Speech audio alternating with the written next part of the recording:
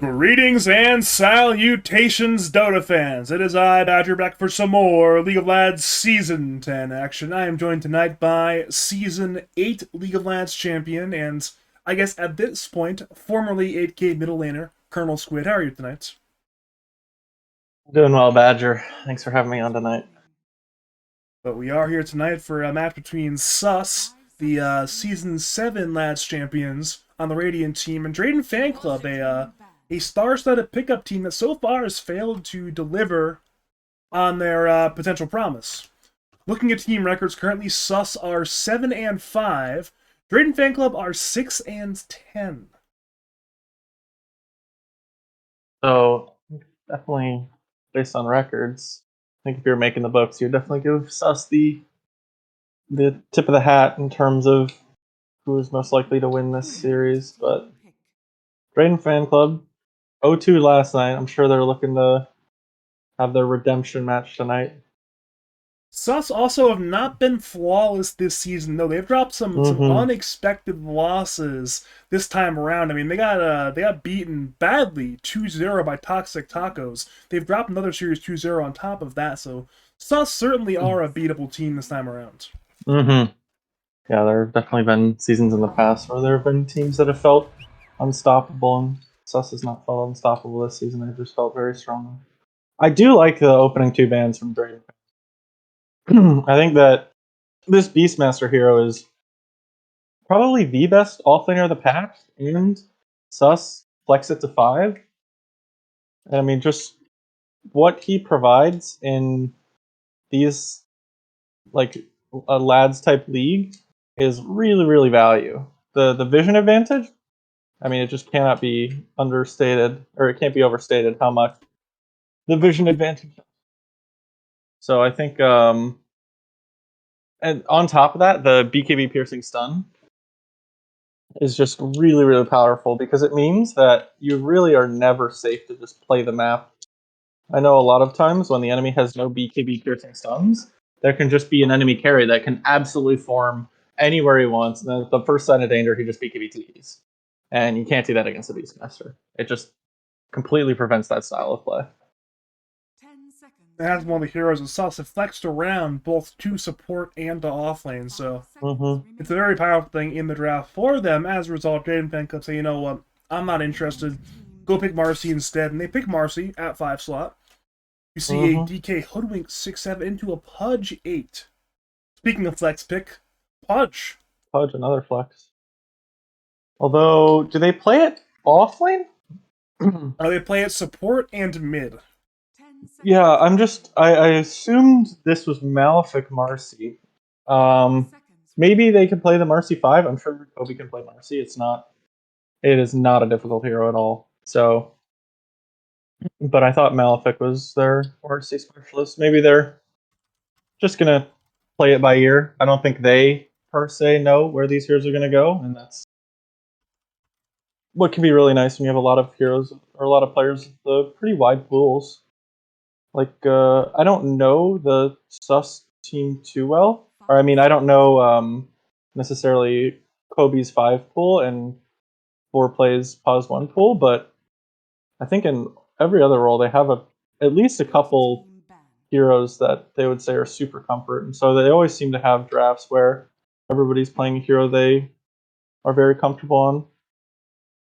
I feel like the 1-5 that really comes to mind for Kobe should probably 2-5s be Grimstroke and Io. I feel like earlier in the season they were picking the Io a lot to great success. They've been going away from it recently. In the R1, the Grimstroke just got banned out by Draiden Fanclub, so in that sense, that is certainly a lot of Kobe's better 5s being removed from the pool. Yeah, I think Grim is just too strong when you have a team that's very, very good at making team play. I think another one they could pull out is, I mean, Kobe, classic hero in the DP5, which has not seen a lot of teams in like the DPC have not favored that as much. But I think when you've got someone who is a specialist at the hero like Kobe and can really make the hero work, I think it is completely pickable in in this game.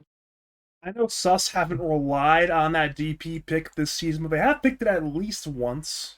Mm-hmm. I'm actually looking it Yeah, up right now exactly how many times they have picked the DP, but I know they've picked it at least once. yeah, I'm fairly certain I've seen Kobe play DP5 at least once this season. I've looked it Uh, up. They've picked it twice, but they're actually 0-2 on Death Interesting. Prophet this season, which is an absolute shocker if you ask me. Yeah, that does surprise me as well. Yeah, it can be hard um, to go down in the farm ladder. I will say it almost always is easier to like move to a role where you get more farm than a role where you get less farm, and so I'm sure a lot of the comforts of like playing DP mid and just having a certain level or expectation of like tankiness and like what you can get away with. If you turn it into playing at 5, it can definitely mess with your sort of muscle memory, if you will. But interesting bans. They ban out the Jug as well. Jug, another super powerful hero this patch. Um,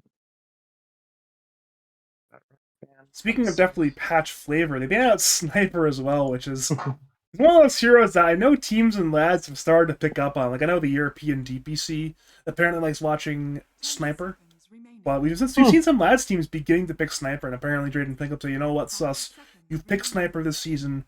We're not prepared for it. We don't want to deal with it. Go away. And they ban out. Yeah, when you have a lot of heroes who can sort of not necessarily start the fight, but like have spells pressed on them, it can make it really nice for Sniper because Sniper is one of those heroes that almost never want spells casted on him. Like it's really hard to play the game if you're a Sniper getting spells pressed on you, because it most likely means you're dying. So when you have this Pudge Marcy who can soak both spells and attention with powerful repositioning tools, they could make like Sniper. And if they pick Sniper, they would have 3 heroes with repositioning abilities in the Dispose, Hook, and Grenade from Sniper. For now, though, we have a Crystal Maiden, which has not been the most popular support in the pro scene as of recently, but it's been seeing a large upswing in picks. Certainly a bit of a patch hero for sure, and looks like DOS again will be playing it in Labs tonight. Hmm. Yeah. Something that is a bit concerning to me is I was not fully watching, but I was uh, somewhat watching Draiden Fan Club games last night, and something that it seemed Doss was struggling a lot with was like positioning in team fights. Like I remember there was a couple fights in game 2 of their series last night where he was a disruptor, and like in the middle of the fight, he would somehow end up in melee range of the enemy Terrorblade and just get like 2 shot. And I think CM is not known for her movement speed or positioning ability. So I hope that Doss can not make it look like the squish ball that we all know she is. I'm sure DOS has learned from his mistakes a mere 23 hours ago. I'm sure he's ready to go.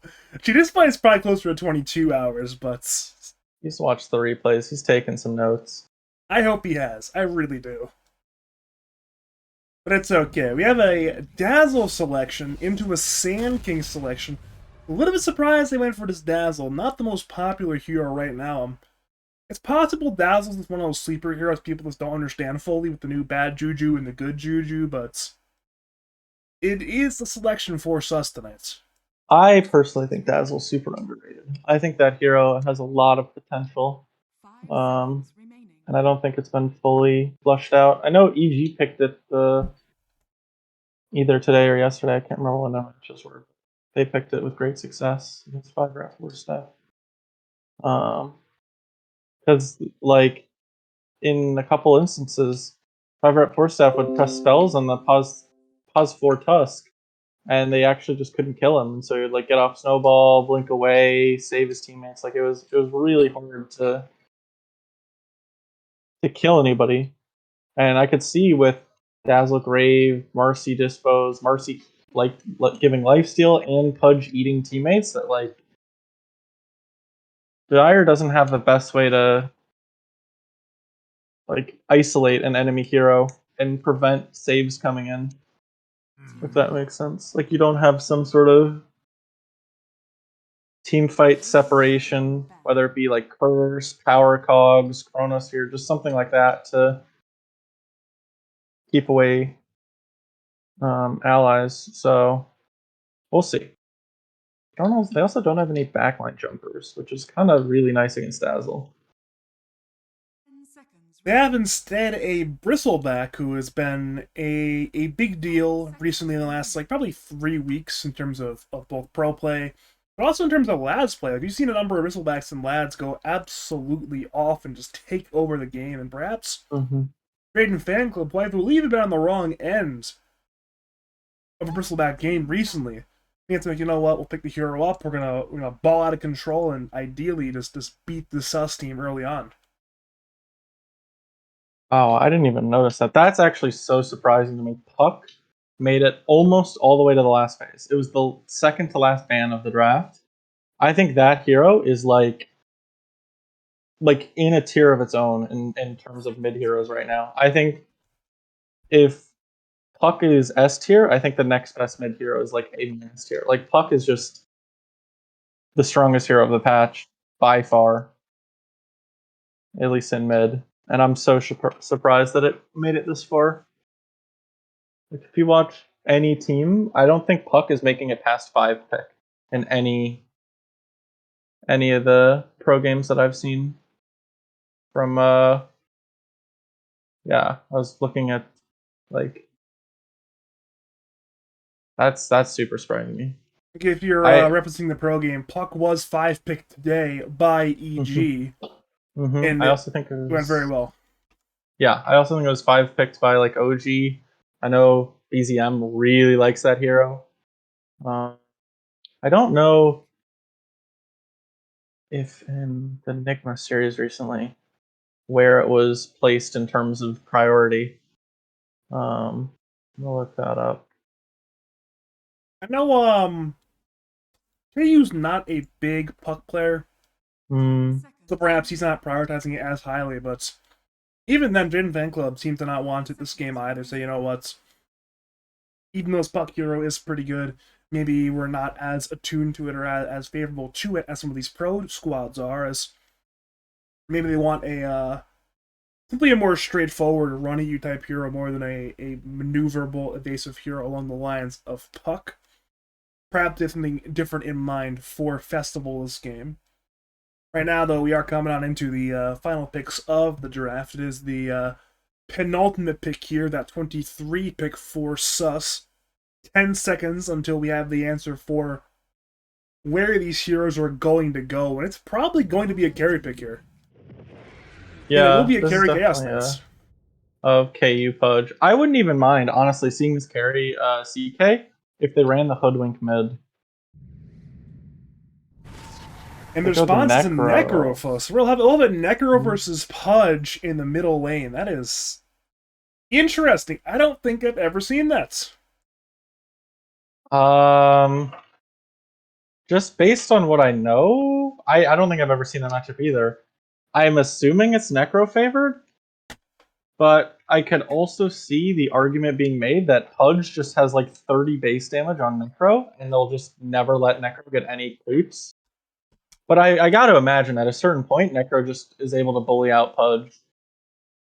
Because I assume Heartstopper Aura ignores the Flesh Heap active, because it is HP removal rather than like damage. But I'm not 100% sure.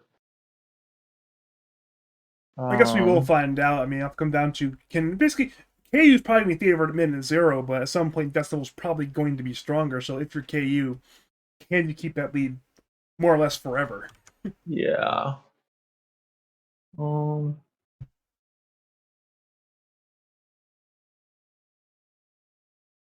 I think I like this dire side draft. I just really like I like the way that these bristleback heroes have played in Lads recently. I feel like every time I've watched Bristle and Lads, it's absolutely owned. Where even though not the lanes haven't always gone well for Bristleback, he always hits that sort of timing with the Vanguard, the Ags, Eternal Shroud. Often and it's like, all right, well now what? You just lose. Hmm. And that's what I'm thinking right now. Let's see. You thinking similar? Or you going for Sus instead? I think Suss's drafts can struggle taking objectives. Like I don't really see how they're gonna like push high ground. Like I guess they're just gonna have foreplay, like just hit. But it seems that like Dire has really good ways to control objectives. I think it seems like there's no hero on Dire that feels good to start on. Maybe if you can like 100-0 the hero, it's okay, but it can feel kind of difficult to like kill these 3 tanky cores from Dire. I guess the ideal jump would be Necro if you can get him before he uses spells, but Yeah. that'll require a fantastic Sand King initiation. But for now, look at where Radiant are positioning. They're looking to make some kind of play here at the river. They seem to know that Dire are on this high ground. At least they had some idea they're at this high ground. They're standing behind this tree, but I think that Dire wins this. Dire's level 1 is so much stronger if DK joins. and they have more heroes as well. They go to Malefic first, who has nothing skilled. He'll rebound, but he's already quite low. He'll rebound over to Keita and should survive. But yeah, that's all of the HP on Marcy drained for a little bit of mana on like DOS and Festival. So that's a good trade there for the Dire, and it will be 2 runes apiece. I'm assuming. No, I think it's 4. 3 actually for Dire at least, if not 4. Oh my. Yeah, the Radiant grouped up to try to get a kill, but Dire also happened to be grouped up in the exact same spot, and I think it's just a lot of the time, like in these 5v5 rune fights, AoE spells are key, and when you have Death Pulse, Crystal Nova, Quill Spray, and Bushwhack, I mean, it's just I don't see any way that Radiant with their hook, Chaos Strike, or Chaos Bolt, Poison Touch only hits 2. Like it's just not as strong. That gives Dire 4 runes, but see in the mid lane, Festival getting every CS in the first wave and denying a creep. Despite being down 18 damage, he's still just getting all of these creeps, which is not a good sign. Because once again, you're never going to be 18 damage up again if you're Pudge. Yeah. Pudge is actually going no points in hook, just going for a I think that's standard. I'm not sure. I am not very well versed on the Pudge mid meta. Wow, that was really well done by Festival what he did. I think we've seen mostly like 0-3-2 builds from Pudge recently. I think some matchups like against Ember you go for a max flesh heat, but I feel like you don't see that much hook being skilled anymore on mid Pudge. Yeah, I can definitely see that. Hook's kind of like it's cool. It's a cool instance of damage, but you just I don't know. It's not enough. You do so much more damage if you're able to rot and then take no damage from it because you're flesh heap. We see like I don't know. Festival is absolutely dominating in terms of CS, so I assume this is going to be Necro favored. Maybe Pudge is going to have some counterplay, but just like being able to zone with this Death Pulse, I mean, he's doing such a good job of like just almost bodying the Pudge off of the wave, so Pudge is not even allowed to contest for CS. I don't see it getting better for Pudge until at least minute 6. Maybe you get a good rune at minute 6, you kill the Necro, but until then, I just see Necro just out farming the Pudge. I could see maybe like Marcy ganking and Necro getting power, and then just getting run down, because Necro is only like stronger when the Necro is able to play aggressive. Necro on defense is like a fucking range creep. You provide very, very little when you're running away. So I could see them bringing in a hero and killing him. I think I should be definitely wary about that. I like the early boots. because that's a nice defense against that. I think the other side lanes are pretty calm. I don't really see much happening. I think Dota just gets played. Heroes hit creeps. Yeah, CK Dazzle. Maybe when CK's isolated like this, he can get clicked a bunch, but he has Dazzle nearby. They actually turn on Dragon Knight, but Foreplay has to run away. He's a little bit too injured to fight any longer at this point. Dota gets played. We've seen a bit of brawling in the side lanes, but nothing too significant quite yet. Keita has had a brush with death twice so far, but even then, Sand King so far has been fine. But Doss might not be fine. He's burrowed in the Sandstorm of Keita. Doss will stick. Keita will get low. But First Blood goes Malefic on Marcy. Now Nier wants vengeance, but he's out of mana. He will not have Cold Sprays. He'll run at Keita's Sand King, but Keita's getting out. He can burrow over the trees. Yeah, burrow over the trees. And Nier, at this point, it's not even worth chasing the Sand King any longer. This is kind of rough for Sand King too, because he's got to go like do some sort of walk of shame. Does Marcy have a salve or something? Marcy does have a salve, but Marcy might need to use it on herself. Especially using salves on yourself in current patches is painful right now. Yeah. I think even though they got that kill, the lane just seems really nice for Bristle. The Sand King really can't contest Bristle. We're seeing in Bristle almost doubling him in CS. I feel like Nier probably could have more last hits as well right now, but he's been spending a lot of this lane just harassing out Keita, doing a ton of damage. And mid lane, well, seems like KU with level 6 Dismember, plus a little bit of help from, actually no help from Marcy, he just goes Festival straight up. Yeah, he just ran him down. I did not expect that. Yeah. Apparently, wow, Necro took 1,000 damage from Pudge, 700 damage from Rot. Yeah, Pudge takes no damage from Rot himself, so it's just a completely aggressive ability when he's fleshy popped. So that's why Pudges have not put any points in the hook, because yeah, putting 4 points in an ability to do 360 damage is cool, but you can just get Rot, rush a hood, put points in flesh heap, and take no damage. Between the hood and the flesh heap, just no damage at all, pretty much. Yeah, I mean, Festival's still up in terms of CS, but we see right here, I mean, I think he might be dead again. Speaking of dead, top lane, Doss goes down. Back to mid lane, KU again runs in Festival, as you mentioned. Necro is dead. Back to top lane, Nier wants counter kills for his Crystal Maiden. But Keita might just get away. He has 10 wand charges and he has a move speed from Malefic. So no counter kills top lane. It's now 4 kills for Sus versus 0 kills for Draiden Fanclub. I think Festival could have ultied the Pudge there and gotten a turn kill, but yeah, that's rough. Necro's definitely one of those heroes where you die once in lane and it is, when it rains it pours. Definitely done that to a couple Necrophoses in my time. I was gonna say, there's a bottom lane, there's Hobbs being gone on. We'll ignore that though. There's a very famous lads game from, I believe it was the Season 8 playoffs, where you were playing Bristleback mid into Handmingsy's Necro, and after that first kill you got in the Necro, you just killed him like 8 more times in 10 minutes. It was one of the more famous beatdowns I've ever seen in the mid lane. It was an absolute bloodbath.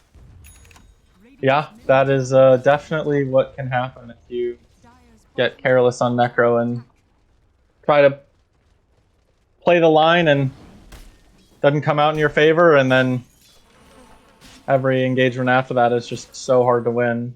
Like, you see Necro's now the one who is 2 levels behind, can't even enter lane. Wow, it's actually 2 full levels. That's not... He just hit 7 and Pudge about to hit 9, so yeah, this is a really good game for KU after that. At this point, 2 kills, so if you're KU, perhaps you can possibly even brawl with this Bristleback, which seems like a hard thing to say, but Pudge is just that tanky, so maybe fighting Bristleback may be possible in the near future. Pudge is the one hero they needed to not get off to a good start. Like, top Pudge lane, Nier is going to die. Good epi from Keita, but over to the mid lane, they want to get KU. Problem is, they just can't kill the Pudge. So it's 6 kills for Sus. So tanky. I wasn't watching Map in middle, but I assumed it was nothing, correct? They pressed spells on him, he pressed E, and they're like, oh, it's a Pudge. Yeah, sounds about right. But it seems like the bottom lane, we might have some action. Nier will be rotating in towards this bottom lane. Or he's going to the Ancients instead. It's only Sasquatch and Hobbs again, slowly chipping this bottom T1 tower. Foreplay has 1 point in the Chaos Bolt and can use Phantasm, but this Dragon's a little bit too tanky, it appears. We'll attempt anyways with the Malefic rotation on Marcy. Hobbs half HP, he'll breathe fire on 2, Phantasm activated again. The dispost under the tower will result in Hobbs dying, and now Dire rotated Crystal Maiden in, but at this point it's too late. It's a 7th kill for Sus. It's 7-0 kill score wise. Yeah, there are some games where 7-0 kill score wise is kind of fun. But I think when you have some of the best laners in Dota and your lanes are going absolutely terrible, this is going to be a really hard game to come back from. I think I'm just looking at this Pudge and looking at his game. The only way I see him dying is they use Reaper's Sight. Like, get a bunch of heroes and use Reaper's Sight to kill him. Oh, duh. Dire saw the rotation in, so they saved Nier. And Malefic is now in a 1v4. His Pudge will leave him to die, so Malefic will go down to Reaper's Sight. There's at least 1 kill on the board for the side of Draiden Fanclub. A Scythe kill at that, but still, KU got that hard camp stack from Nier. That is not a fun sign for Bristleback. The thing with using Reapers like that is, obviously when you're the Necro, you need to sort of get the ball sort of rolling again. But on the other hand, that is really your only threat to Pudge. Pudge is now completely unthreatened for the next 2 minutes. I think he can literally 1v5. Reaper Scythe is really your only way to kill him. And now, wow, this is really cool of him. Look at what KU is doing. He's using a smoke to farm Ancients. This is amazing. The smoke, rot, flesh heap. And the Ancients have no counterplay, apparently. They just can't do anything. Yep. I, as someone who is not a Pudge expert, was wondering why he was not ulting, but he was waiting for the duration of his flesh heap active to end, so he actually started taking damage again, and then he ulted so that he can heal while he was actually taking damage from rot. Really well played. I'm sure, being a master tier Pudge, he's mastered the tech. He knows what he's doing. I mean, it's one of those things where he's been playing this mid-Pudge, carry Pudge sort of style before it was cool. I mean, he was playing it last patch, 2 patches ago, when nobody was playing it. Now suddenly this Pudge core thing is considered, at the very least, viable, if not good. And he is ready to go. He is online. Yeah, I mean, now approaching 2.5, almost 3 full levels on the Necro. I mean, it's the gift that keeps on giving. You know, it's one of those things where it's rare that you see a game where he's 6.5k net worth at mid 11. That is just fantastic. Malefic will get Scythe in the Dire Tricamp, but it will not be a Scythe kill. He certainly will die. It's now 2 kills for this Necro, but only 1 Scythe stack. Raindrop. I was wondering, I'm like, I swear that was enough damage to kill him, but he had raindrops. And this is a very greedy build from Necro. He's going Hood into bots. That is...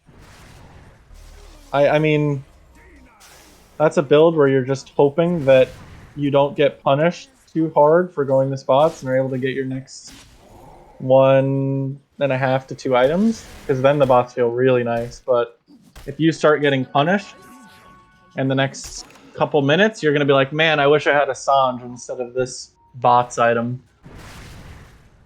Yes, if he wants to go push in these side lanes, get some farm, that will be cool, but yeah. If he's being run at, mid. a little bit less effective.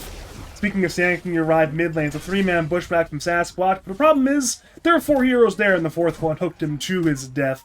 That is a 9th kill for Sus. They will get a 2nd tier 1 tower in the middle lane, and Radiant's not up by that much gold, but where they're up is Pudge. He has 7.3k net worth right now. This is just... absolutely absurd. I mean, it's like one of those things where the platonic ideal is 7k net worth 11 minutes. He was 7k at minute 12, which is pretty fantastic. Speaking of fantastic, Sus find one more kill on DOS in the Radiant side jungle, putting up a ward, I believe, but that's now a 10th kill for Sus. They're up to 2k now.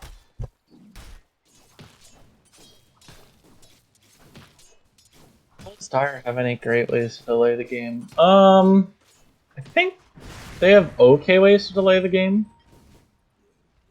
I think, in theory, their high ground defense is pretty good. They've got a lot of nice poke with Fireball,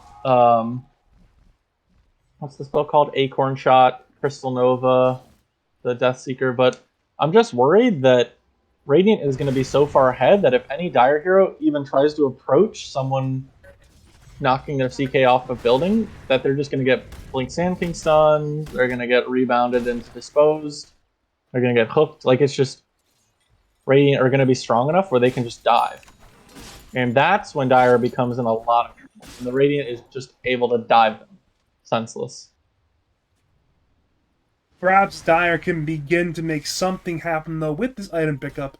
There is a finished Blink Dagger on the Dragon Knight. Perhaps it may be time for a smoke play, and it is a two-man smoke. It is Sasquatch and is Hobbs. So Blink, Dragon Tail, Sharpshooter, that is a potential play. Looking at Dire Vision, they see a Dazzle mid, and they've seen some heroes on this ward in the Radiant side jungle. They don't have eyes currently on a hero like Foreplay, but they will scan. That scan will be on Keita. Keita has his blink canceled by Quill Sprays into a Blink Dragon Tail, into an Acorn Shot plus Bushwhack, into a good kill. Good team play there from Draiden Fanclub, but Sus, understandably, want vengeance. Foreplay, Malefic rotate in. Pudge as well, but... just got his Ags, so Radiant are, like, so much stronger when Pudge is there. I think Dire have either not seen that this Pudge has Ags, or they are not respecting it, because there's no way they would play this aggressive. No, KU is basically twice as strong. Like, not to overstate it, but... KU walks in, he'll dismember the Bristleback, who is turned with his back towards the Radiance. Scythe will bring down a Malefic, but KU is still very strong. DOS dead, Hobbs dead, hook in on near dead, 3 down, Foreplay. Will rift in Decibel, and will die for that play, but it's the Burrow, and the Epi, and the Rot, and the Dispose to bring down Necro. That is a 4 for 2. It did cost you a buyback on your Marcy, but I think that is mission accomplished there if you're Sus. Yeah, it feels really bad to be this Necro, because, I mean, he's a bot's Necro. He's not that strong right now. All he is fast and has an ability to move around the map, but when you're taking 5-on-5 team fights into an Ags Pudge, bots does very little for you. I also think they're too, like... when you have that much of your team's net worth invested in you, at this point you have to do something, you know? Yeah. You also... They took that fight when Bristleback is like 500 gold from Aghanims. So Bristleback also has like 3,500 net worth that's just not as good. I think if Nier has Ags when they take that fight, they just wait 500 gold. Festival gets his Ghost Shroud delivered. Bristleback gets his Ags. Then they actually could take the fight. Like, I mean, they didn't like completely get wiped off the face of the board. Like they are off the face of the earth. They had some things going for them. The fight was not necessarily close, but it wasn't a blowout. And I think if they had just waited a little bit for those items and then took the fight, well, bottom lane. Yeah, pick off there on Sus. Ran into some very angry heroes, being the Dragon Knight, Crystal Maiden, and the Hoodwinkins. Well, Sand King is now very dead. Yeah.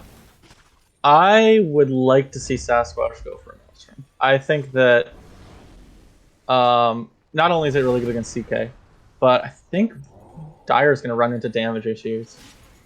And if Hoodwink is not focused in a fight and is able to get off multiple rounds of spells, that is going to make the fight so much better for them, because, I mean, they don't have the highest DPS heroes. Like, Bristleback, or DK is not a very high damage hero. Crystal Maiden can be, but I don't see her getting her ult off this game with every hero on Radiant being able to cancel it. Dazzle, once he gets a shard, doing it very easily. But, yeah, I mean, I I like the Aether Lens, but I'd like him to go like Aether into Maelstrom. I guess at this point he can't really afford more items, but he's only like halfway to a Maelstrom, so he's not that far away. If that is going to be Yeah. his second item this game. I mean, when I play Hoodwink 4, I almost always just. I mean, I'm kind of a psycho. I go like Mana Boots, Wand, Raindrop, and then I just rush an Octarine Core. Just go disassemble Mana Boots for Aether Lens, build Mana Boots again, disassemble it for the Octarine Core, and then go to Gets Played from there. But I don't think it's very good. I just enjoy it. We'll see what Sasquatch has determined as being the item build to win the game. As strong as Radiant are, or as strong as I think they feel, slash I think I feel that they are, they're not actually that far ahead. Like, I mean, KU's only 1,000 up on Necro. Bristle's actually ahead of the CK, and Hobbs is what, 500 behind the Sand King? Yeah, about 600, but yeah, more or less 500. Yeah, I mean it's not the craziest lead that Radiant has. It's that by no means insurmountable. So I think I do favor Dire as the game goes on. As do I, but at this point they still need to take that one pivotal team fight. And so far, Radiant have been uncharacteristically bad in terms of fight selection with their Sand King. I mean, so far, Keita has not really been involved in these fights the way I'm sure he wants to be. He's kind of been alone, dying in the bottom lane repeatedly, so perhaps after these two deaths in the bottom lane in the last few minutes, Keita might get involved with a smoke gank with his Dazzle and Pudge, and at that point, then it's you start running a train when your Pudge is this strong, and stuff goes a lot better for you. I mean, I don't know. I think it feels really weird to initiate a Sand King this game. 3 of the tankiest heroes in the game on the enemy team, and Sand King is not a hero that like can get their spells off and then get out. If they've got detection, you're basically a sitting duck after you use your stun. So if you're not killing them in the duration of the stun, it can feel really bad as the Sand King. It's like you need to go to the Teddy school of Sand King. You go in, you dive, and he contributes. That's the Keita's job this game. Go in, dive, but contribute. It's a 4-man smoke, as you mentioned. Going into this Dire side jungle. They're going to run into Nier. A fantastic target if they kill him. The burrow's been missed by Keita. Hookshot available, but missed as well. Now to this pose on Bristle, but Radiant have missed a lot of abilities. Pud is half HP, dropping rapidly. He's graved by his Dazzle, but his Marcy is dead. KU will get Scythe, he too will die. Sure, Nier is dead, but Radiant are collapsing. It will be 3 dead, it will be 4 dead with a 2-man bushwhack, and now 4-play. The lone survivor cannot get out. That's a full 5-man wipe in favor of Draiden Fanclub, and you mentioned how you like the way this Draiden Fanclub lineup plays when they're online, and lo and behold, one bad fight by Sus, and you are already heading gold. Yeah, I mean, the fight got really separated, and they missed their initial initiation on the Bristle, which just like is really not the hero they want to go on. Just like in any case, either way, you don't really want to find the Bristle, but not only do they miss their initial initiation, so they have to dive even deeper, get even more separated, use even more spells to kill him. Like, it's just, at that point, they just didn't have enough in the tank to kill the rest of the heroes with the sustain coming out from the Necro. And the, like, Dire's damage is not nothing. What did Hoodwink buy? He bought his shard. Okay. I don't mind that. I'm not a huge shard enjoyer on Hoodwink, but it definitely has its place. It's decoy time. That was also really well done from Necro. He didn't initially ult the Pudge, so the Grave was almost kind of wasted, and Pudge tried to TP out during the Grave, but he was a little bit slow on it.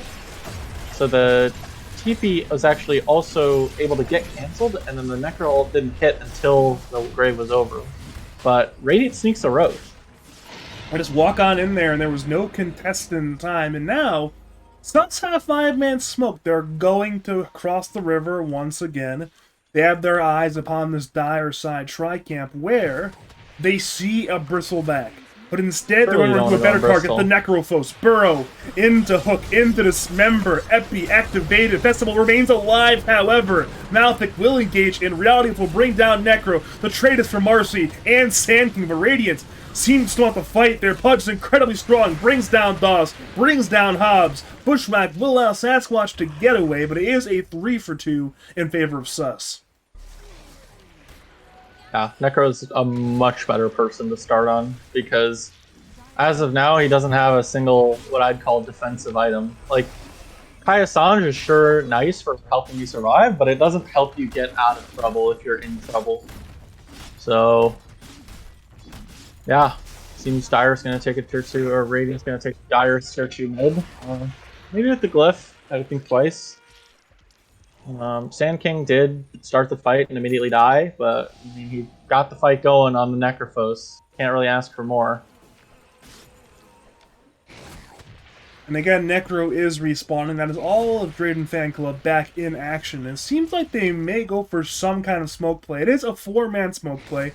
Everybody but Nier, looking at Dire's vision, they see a Marcy top lane and a Pudge mid lane. They know Radiant are split. The Pudge is very tanky and has 2 lives. Sharpshooter will break the Pudge as Nier zones away the Dazzle. His members on Festival as foreplay engages in. Dazzle will survive. Necro might not. Hook in from long range brings down Dawes. They move the Bristol back. It's a 3-man bushwhack from Sasquatch, but Nier is in the wrong place at the wrong time. 2 kills for KU, and again, the Grave from Kobe saves one more. He saved himself, and he saved the CK, and now Dismember on Hoodwink as Burrow hits Dragon Knight. The triple kill for KU. Hobbs is on the run. He will blink away. I believe he escapes just nice and dandy, but again, 3 more kills for Sus, and they are really running the train right now. And that aforementioned T2 mid will die now. Yeah, this Pudge has become unkillable. I don't really understand why they were able to kill him when they took the fight over in this area, but they can't click him. Oh, Necrophos, top lane. Yeah, he is going to be very isolated. DK Might and just be able Sand to King TP. will attempt to kill him. He has TP in 10. He'll sight the CK, and CK actually dies! Wait a minute! Festival has turned around the 1v2 into a 1v1, and that's a favorable 1v1 for your Necro. So Keita must back off. Festival will TP, and if you're sus, perhaps that is a regrettable mistake right there. Yeah, it's still Necrophos, guys. He's still very, very good against. I mean, yeah, foreplay took 500 damage from Heartstopper Aura, and then he took 2 death pulses and was not able to heal anything while the Necro was in Ghost Shroud. So he just, between his armlet and Heartstopper Aura, he was taking like 50, 60 damage per second, and that's just unsustainable when you are not healing up at the same time, and you will just get Necro ulted.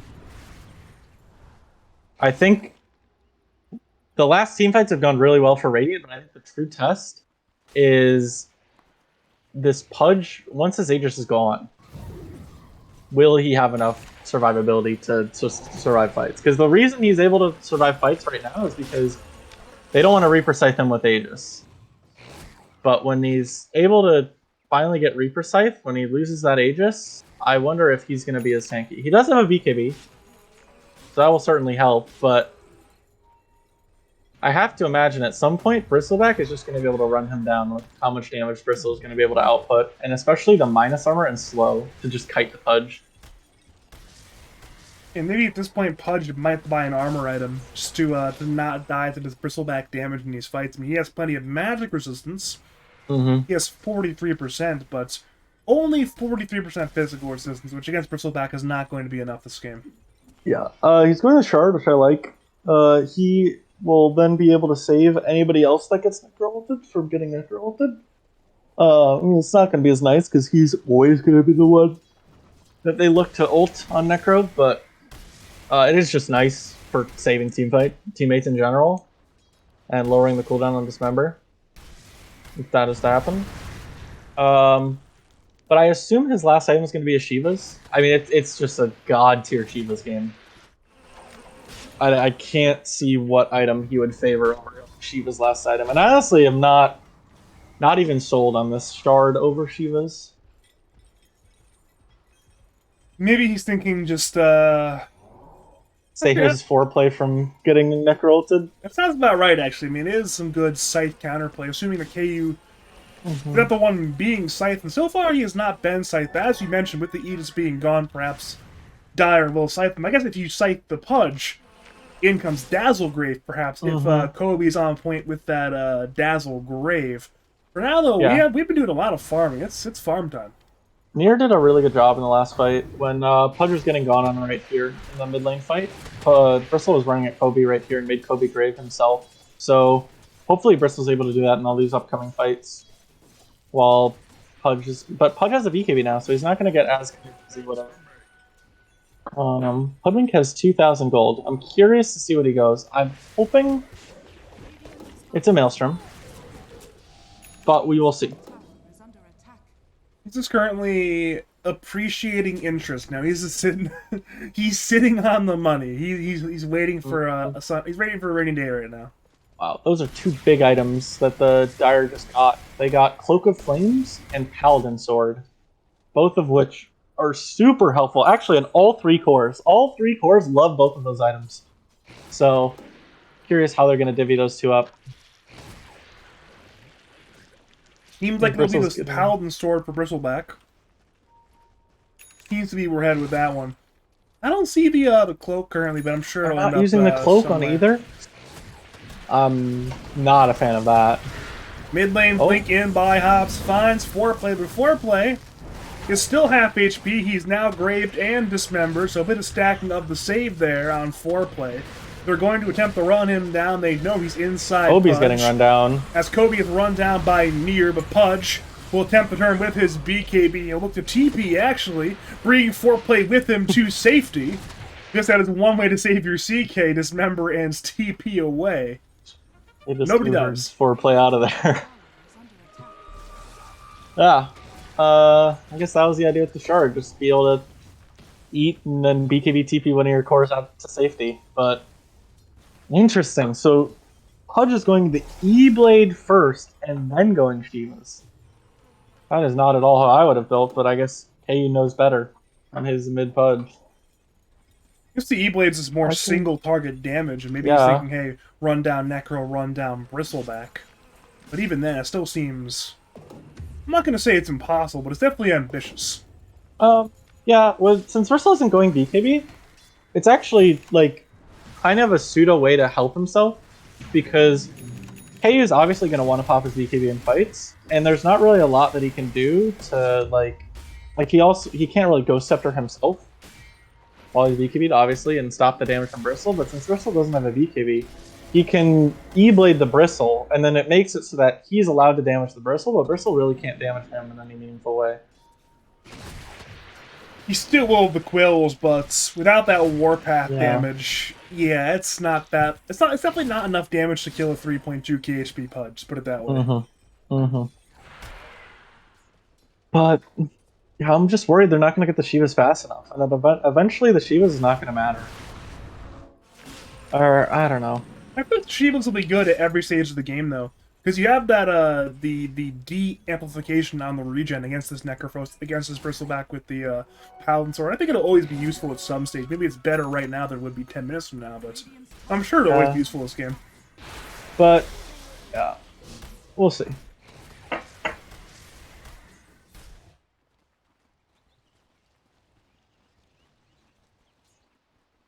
And Keita seems to have recognized where this game is going. Like, you know what? It's a farm game. I'm gonna buy travels, sit bottom lane. Mikira's respond to me, and he's beginning to recover his very, very poor farm this game. He is 6th in net worth, and it's not particularly close between him and the Dragon Knights, so he's looking to get ready for the inevitable late game. Yeah, I don't hate this from Sasquatch. He's using the Wraith Pact instead of the Maelstrom.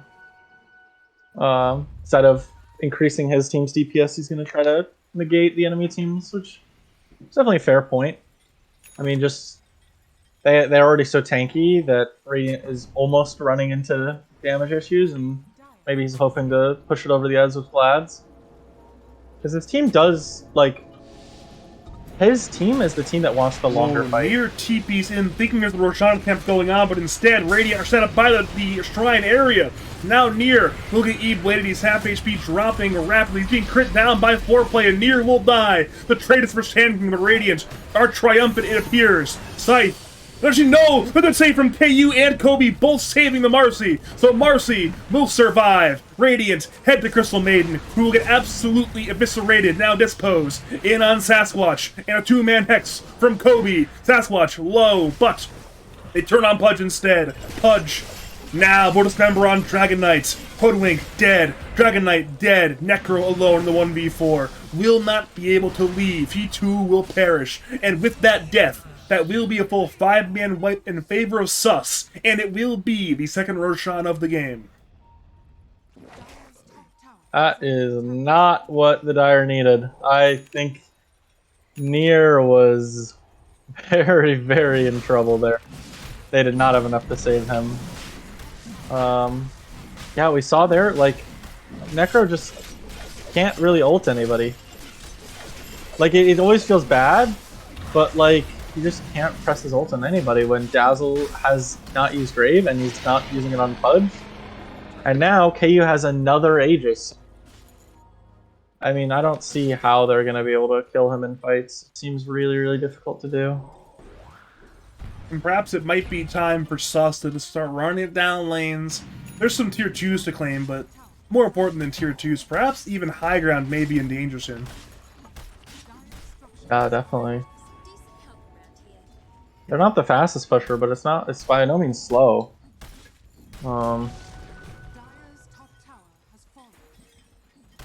The Hobbs working on the Aghanims.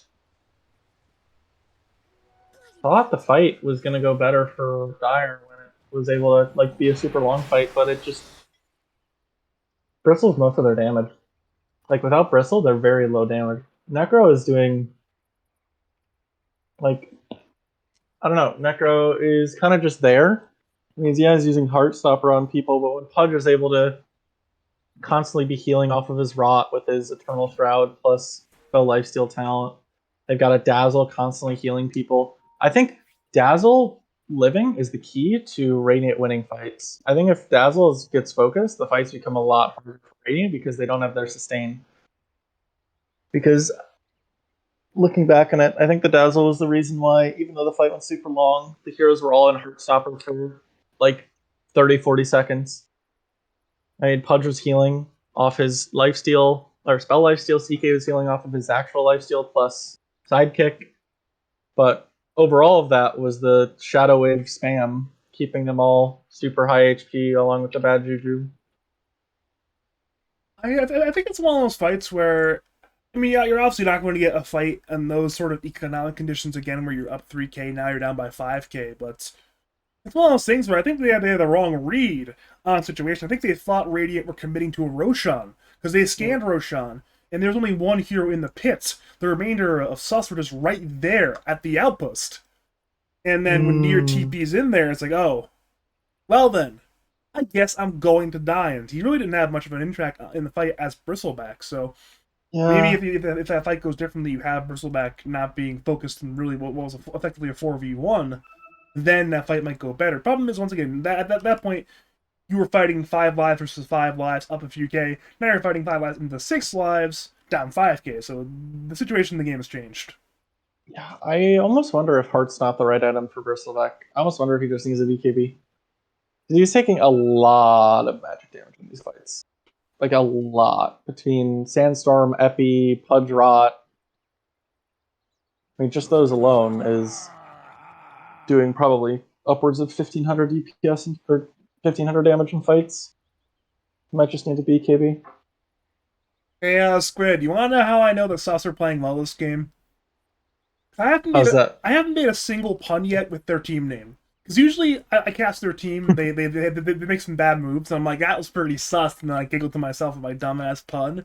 But this game, really, they played relatively well, so I can't make the puns, so that's how you know they're playing well. Did you? I thought you did make the pun when a certain Chaos Knight went on the Necro top and then just got ulted and died. I thought you called that play very sus. Maybe it's simply unconscious at this point where it's like, all right, maybe I just make dumbass puns. It's not even conscious, not even thinking about it. I'm born to make awful puns with team names. It's in your blood.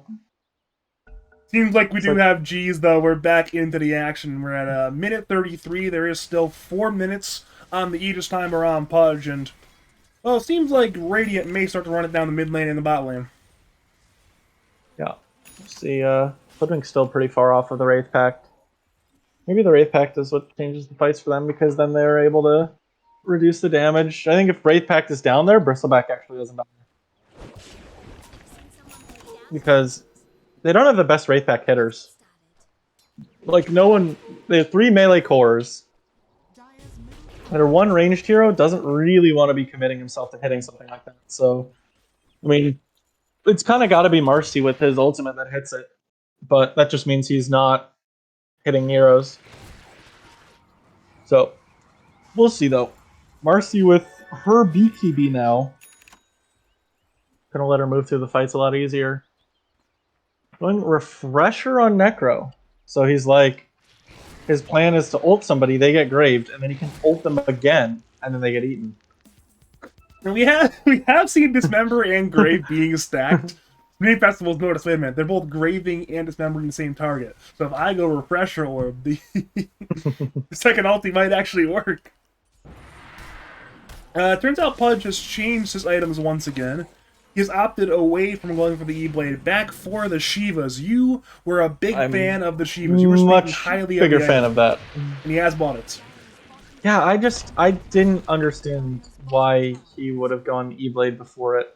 Because I didn't think that, like, I think the difference between Shivas and E-Blade is, like, with Shivas, he can just... Big kill top lane on Necro!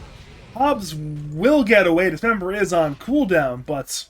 Big kill right there. Now, perhaps Dire wanted Bendis looking for Malphite, but he's a BKB and rebound. He will just get away instantly. Sure, Dire see him with the decoy, but at this point he's too far away. And now Radiants are sweeping back through the map, through the Dire side jungle. It's perhaps time again for more kills. Blink Dismember hits on Near, into the Dispose, into the Epi, into the kill on Bristleback. Necro has no buyback. Bristleback does. But regardless, you know what time it is. Radiant are going to run it down the middle lane. I think the game might just be over, honestly. They have no counterplay to the Shivas. They actually have 0 counterplay.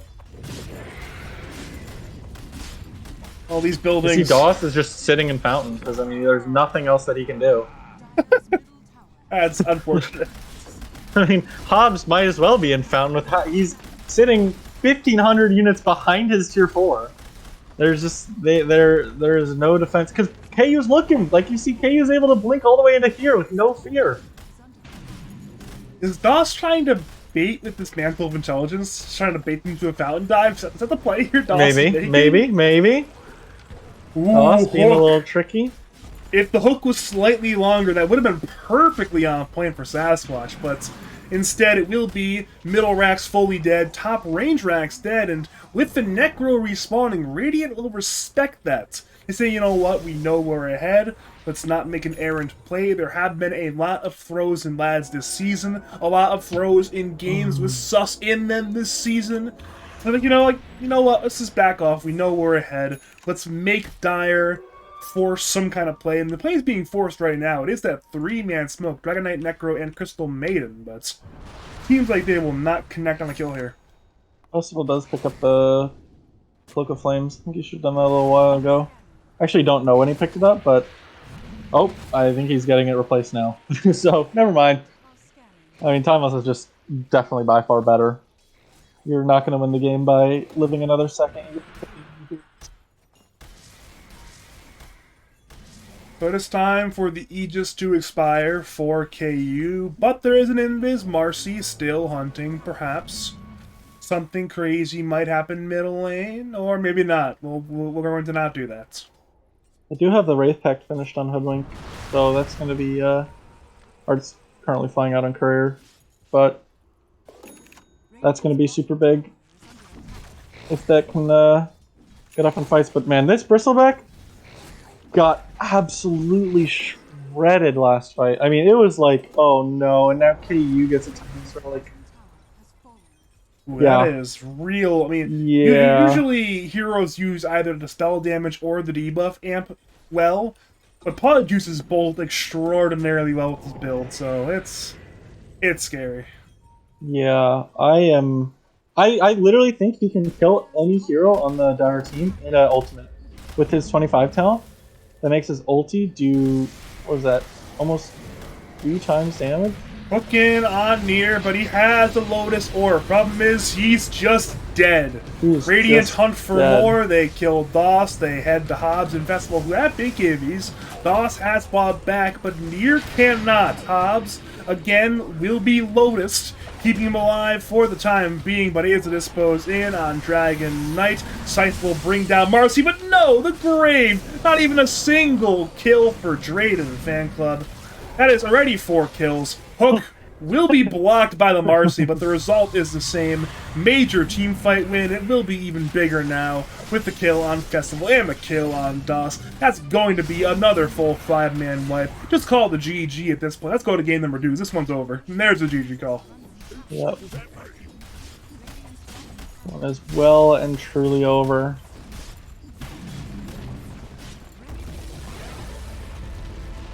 Yeah, gotta be honest, looking back, the Necro pick is seeming very sus into the Dazzle. And the Pudge. Like, you made it. You made the pun too. You I made it did. too. I did. You made it too. uh I don't know. What do you think is the comeback that this Draiden fan club needs to break their current losing streak? I mean, I don't know, because once again, I mentioned this like 14 times, and I'm going to mention it a 15th time. Because everyone was saying this team is rigged, this team is unfair, they're just too good. I was one of the dissenting voices. I was like, this team is not going to be too overturned. But I didn't think they'd be this. They're now 5 games under 500. They are having. I mean, they're 6-11. This is surprising. This is immensely surprising. Yeah. I mean, I don't know. It's that game. There was some signs of life, but then they had one good fight where they killed KU, and that was it. That was the last time that they took a fight that looked good.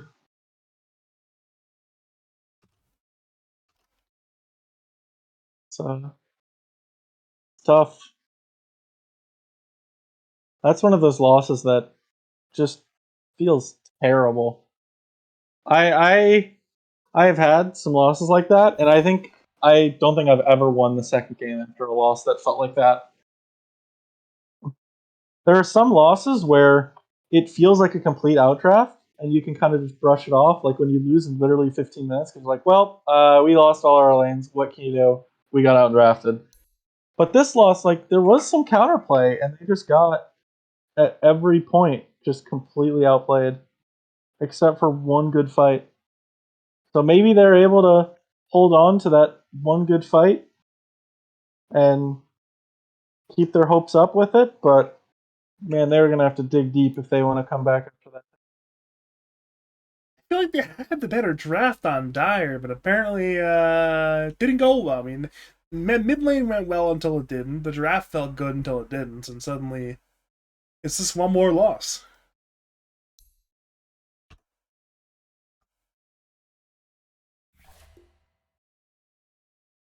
So we are getting some computer restarts for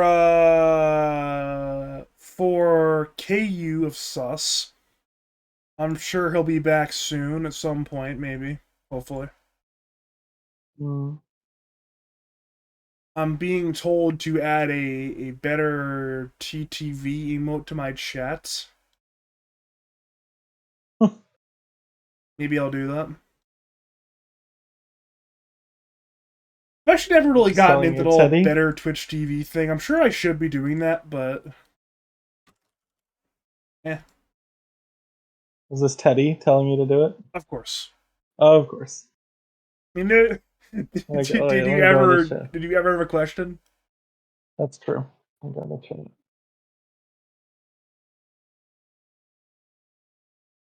But at this point,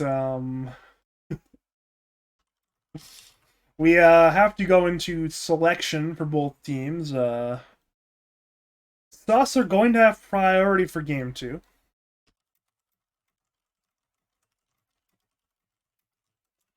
So after last game, they'll once again be able to. Once again, usually you have better odds of winning on the game you win the coin flip.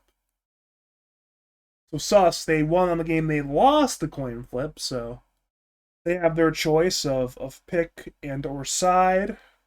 Correction, We're just gonna pick take or second side, pick. not an and. Yeah, we'll take both second pick and Radiant, please. Thank you. Man, you know what was the craziest like slap in the face? When they released the battle report thing? Because throughout my entire Labs career, I have always like requested Radiant. Or not like requested Radiant, but like given the option, all things being equal, I've wanted Radiant. And apparently in my summary, my win rate on Dire is 15% higher. So now I'm just gonna go put on my screen right now my battle report to prove that I'm a Radiant gamer, unlike you. Where's Radiance? Where is that actually? Is It's it? in Oh, there it is. highlights if you look in your battle Yeah, report. I'm looking at it right now. Unlike you, I'm a Radiant gamer. I got 69% win rate on Radiant, 51% on Dire. So some of us are truly Radiant gamers, unlike the one and only ColonelSquid. No, I guess I'm just not who I thought I was. What can you do? Yeah, and apparently, like, so was everybody on Nebula. Everybody on Nebula is also like a Dire gamer. I think me, Bulljax, Acid, Journey, and Fume were all higher on Dire. So I think Bulljax has started taking Dire now. He's not to release any strats, but I think he's now started taking Dire in the flip. To be fair, it's not like that Nebula core is the most cerebral team of all time, you know? What do you mean by that? Smile? You know exactly what I mean by that. Winking smiley face. It's a very sophisticated way to say it. They're not very cerebral, if you will. But I will definitely agree. My support to it is not very cerebral. yeah, Journey's a cerebral guy. Journey's definitely the most cerebral player on our team,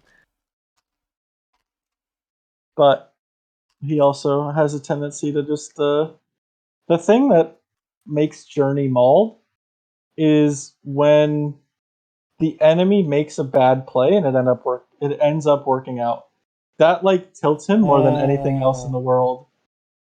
dude, when I was younger, that used to piss me off so. Like when I was like 18, 19, when I was trying to play some Dota, that would be the worst. That would piss me off so immensely much. It took years for me to get over that, so I understand. I feel Journey on that one. Like there like just to give an example, it'd be like he'd be the offlaner. I know exactly what he means, His but go four would on. bottle fill mid. He'd get ganked by 4 heroes, and then the enemy offlaner who is solo would get a double kill. He's like, how the fuck do I get 4 heroes in my lane, and not only is my carry not able to use it, but my carry gets killed as well. What's going on here, boys? It's like there's no way that's correct for them to gank me with 4, but it ended up working out. I understand on that one. That's Hmm. always What can you do? frustrating. And what can you do, indeed? Journey's line is, "There's no way that's good." And the worst Uh, part is too, is like a lot of these players who make those plays, and they're like, "Well, it worked out, therefore it must have been a good play." But that's results oriented thinking, right? Just because it worked doesn't mean it's mhm. good, you know? I have a theory that that is why so many players are is because there's just the sort of quote unquote trench of being low MMR is making a bad play, but the players you make it against are low MMR and have no idea how to punish it, so it ends up working out. So you file that play under good plays, and so you keep making it, but then you sort of cap yourself because you can only improve until a certain point, until people start punishing that play, and then you sort of are like, why can't I win games anymore? Must be the 50-50 hitman. A lot of times, when you hit that point, I mean, you're often like, 4.5k, 5k, 5.5k, even 6k. At that point, it's hard to suddenly retool your entire decision making because you're playing in these like 99 percentile games. Yeah. It's hard to suddenly turn it around overnight. It's gonna take a lot of either like soul searching or replay watching or coaching to realize, oh yeah, I'm being an idiot. I should probably play better. What can you do? What can you do? I'll go to the bathroom. I will be right back. I'll see you in about a minute and a half. Maybe 2 minutes. Man, one thing I hope that first phase Batrider ban, man. What? We really don't want to get Batrider by Festival. Maybe that's the only year they respect Festival playing. And I mean, I think Festival's Bat's pretty good. It's definitely like fine. But I mean, does Festival really not play Puck? Man. Oh, Festival does play Puck. I'm sure Draiden Fanclub has to take Puck at 8 here. I mean, there's just... Yeah, I think letting the puck go that far is a disaster. I also did not think KU was not a puck player. I thought KU's puck was fine. Maybe I'm wrong. Yeah, his puck is... Oh, okay, 75 games with a 32% win rate. Okay. 5 seconds remaining. He has been winning on it recently, though. In his last 10 games, he's gone 7-3. Good time to be practicing your puck.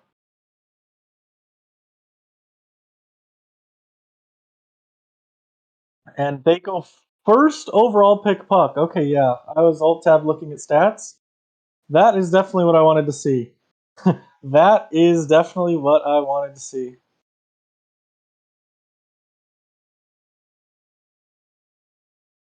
I think they take it at 5. Like, I don't understand why you would take it at 5 here and you like let it go all the way through last game. What? What? What? Dire team pick. So let's take the Marcy. Do they just go Marcy Dawnbreaker here? I mean, I think that's, from what I've seen from Sus, that kind of feels like their MO. 10 seconds remaining. Maybe Marcy Sand King? 5 seconds remaining. Marcy Ember. The KU Classic. This is more where I expected the draft to go. Pick Puck first, and then you have to counter pick it at 7 with your Ember Spirit. But, I mean, Puck's kind of fine anyway. Yeah, it kind of sucks to get Remnant spammed. But Yug at 8. Draiden Fanclub just taking their cores and taking them early. I like this. I like this a lot. You know what I like, Squid? Yes. This What do pack you like? of fruit flavored Tic Tacs that I have. Tic Tacs are such a nice, just like brain snack, if you know what I mean. Just something to eat to keep your mind occupied. You can pop a lot of them. At the store earlier, waiting in the checkout line, saw some Tic Tacs, $1.19. I'm like, yeah, why not? Let's get them. They were fruity, and now That's how they get you. That's how they get you. They did get me. So I don't know if you see what we have here, but we see an absolute 180 from last draft, where Puck was almost completely ignored, and is now picked at 5. They're learning. Yeah, I'm so glad that this is what happened. I mean, I think this is just one of the best ways to draft when they're like, I identified heroes in the patch that are just much stronger than everybody else to just take them.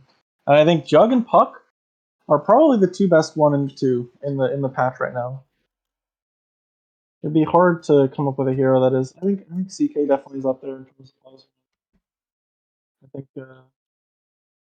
Yeah, I think Puck's completely alone. I like the Ember counter pick though.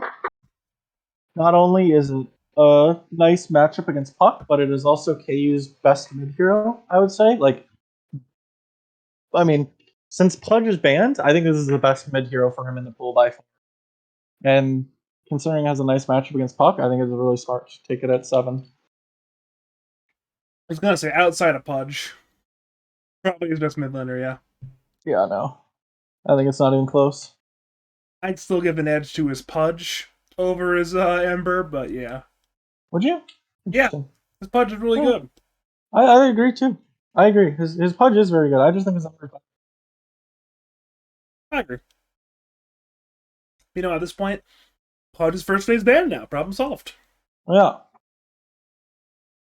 You don't have to worry about Pudge if it's always banned. This is true. Oh. There is one hero returning from last game, though. I'm sure you mentioned it already, but it is that Marcy.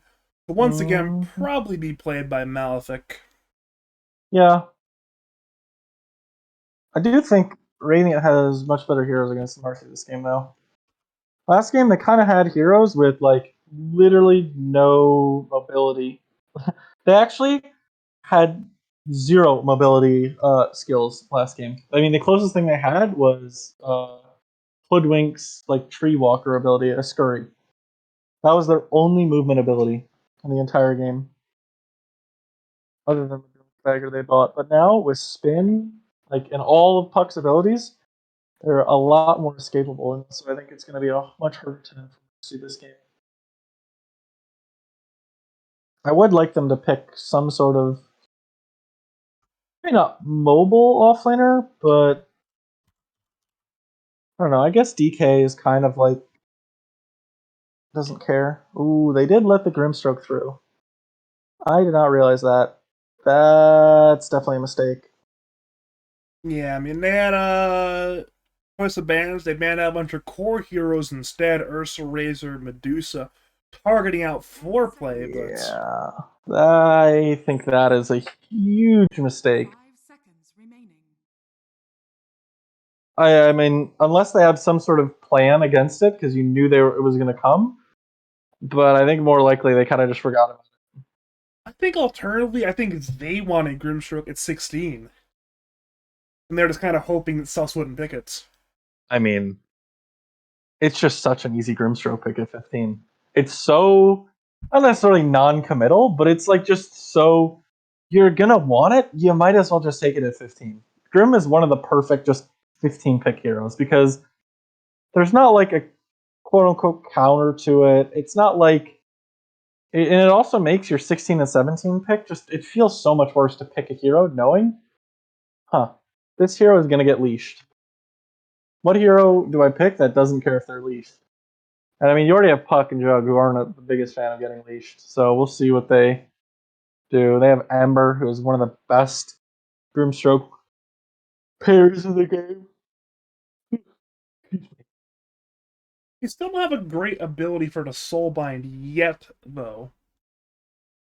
Yeah, What's the actually, what is the interaction between Dispose and Soulbind? You dispose both of them, or? I think you dispose both of them. That's what I assume. I would assume that as well, but I've never seen it, so there's just some real interesting interactions with some heroes. But Mars and CM again. Speaking of things we've seen a lot, it's Mars and Crystal Maiden. Yep. Yeah. I do like the Mars pick. Not crazy about the CM pick, but I don't think DOS's pool is 10 seconds remaining. super big either. Hench band, I think DOS is out of heroes. Smile. Yeah, I feel like they've tried the Chen for DOS, and I feel like it went fairly well, but... I thought he also picked Treant. Didn't he play Treant Protector? Or am I making that up? I mean, I wouldn't be shocked by it, but I didn't watch that game, right? Did I cast that game? I may have casted that game, but I don't remember. Which game last night? No, the tree. Last night they didn't. Last night was not. I have no idea. Yeah, I mean it's a good tree game. Like it It actually lets you set up on Ember. I don't know. You have Puck to set up on Ember, so maybe you're not looking for that. Maybe you're just looking for CM. But You know like, what hero would have been good 5 this game? let's hear it, Badger. Abaddon? Absolutely.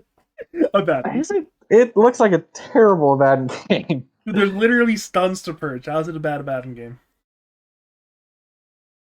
10 seconds remaining. It's just not a good Abaddon game. 5 seconds. It's quitter attitude. Because you have no stuns on your team, and you need Disable.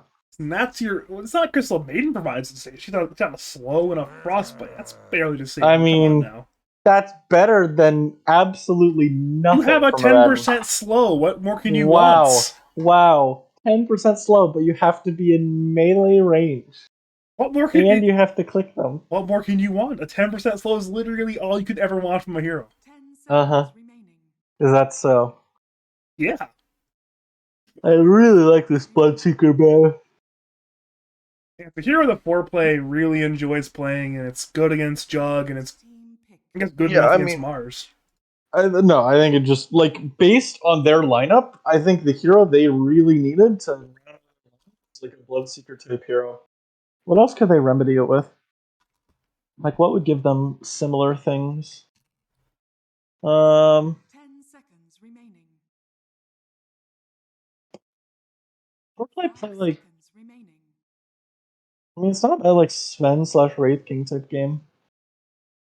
I wouldn't mind the Wraith King, actually. I think Wraith King, it's not the greatest matchup into the Jug, but against the other heroes, it's pretty fantastic. Ursa's already banned. Ursa would have been really nice. I mean, you could do CK again. CK completely unbanned. It's a pretty good CK game.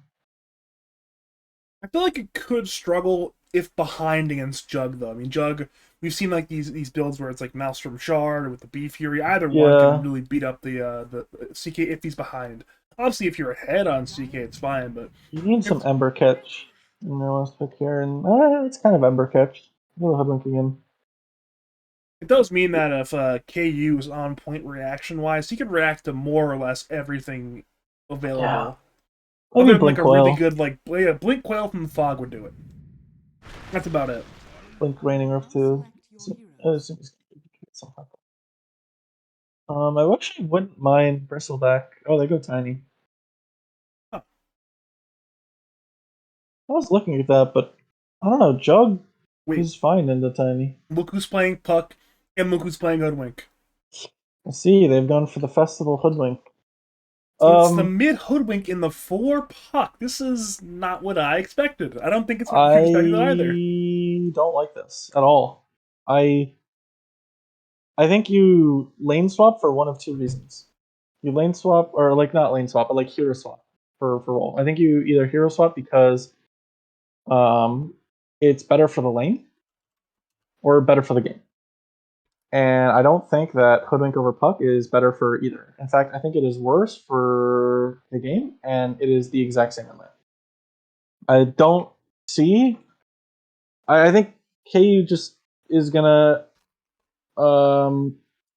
slight spam both Hoodwink and Puck equally. They both suck against slight spam, and Hoodwink doesn't have any way to cancel Flame Guard. So I think he's just not going to. yeah, I don't know. I mean, the harass is maybe slightly better from Hoodwink, but like, is the 6 that much better? I think the only thing I see is you have better kite against Tiny. But that's really it. Like, you're not going to get your 25 as fast because 25 is really the big timing that's going to punish Ember. I mean, your original 6 timing, and then post Ember BKB, it's your 25 timing. But I sincerely doubt Sasquatch is ever going to hit 25 this game. Assuming it's not an hour-long type game. Any standard game. I mean, for the last game, I think only like 2 or 3 heroes were 25 in that game, and that was a relatively normal game, you know? Yeah, it was just the mid laner. It was who hit 25? It was Pudge. Pudge definitely did, but didn't like 1 or 2 other heroes also hit it? Just Pudge. Oh, just Pudge? Oh. Yep. I mean, CK only hit 23. Sand King only hit 23. Festival hit 23. New 23. Hobbs is only 20. I mean, Sasquatch didn't even hit level 20 last game. Well, speaking of Hoodwink, he's dead. Was caught in the river looking to put a ward up in this little high ground sort of area, and well, it seems like Sus were more than prepared at 4 heroes nearby, went on in, got first blood, and they gave it to Keita on the Sand King. I tried to give it to KU, but he actually did too much damage with the burrow. Excuse me. He did too much damage with the burrow strike. They tried to burrow and then slight right after, but he actually just died to the burrow. So, Well, I guess not the greatest start for Festival. the rune situation is better this game at least. It is 2 runes apiece rather than 4-0.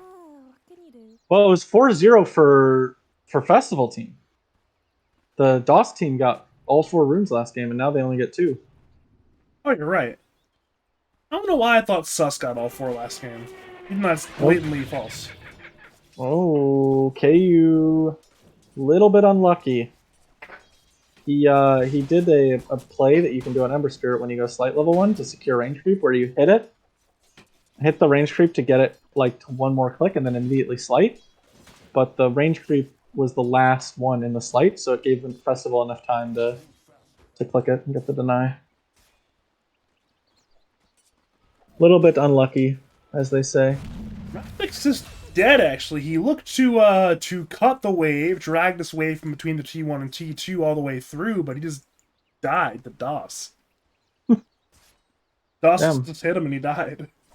DOS just clicking him. That's CM, man. It's a scary hero. DOS warmed up last game. Last game, Crystal made it a little bit underwhelming, but this game, he's ready to play Dota 2. He's ready to fight. He's sold out Keita. He's owning right now. Yeah, he's definitely one of the best laners against Sand King. By far. Especially when you have a really strong 5, like CM. It can be so hard to come to lane to Sand King. I mean, Sand King's rushing boots, and I don't even think that's going to be enough. Because Nier has his boots coming out. So he gets basically 1 lane where he's faster than Jug, and then he's never getting faster than Jug for the rest of the game.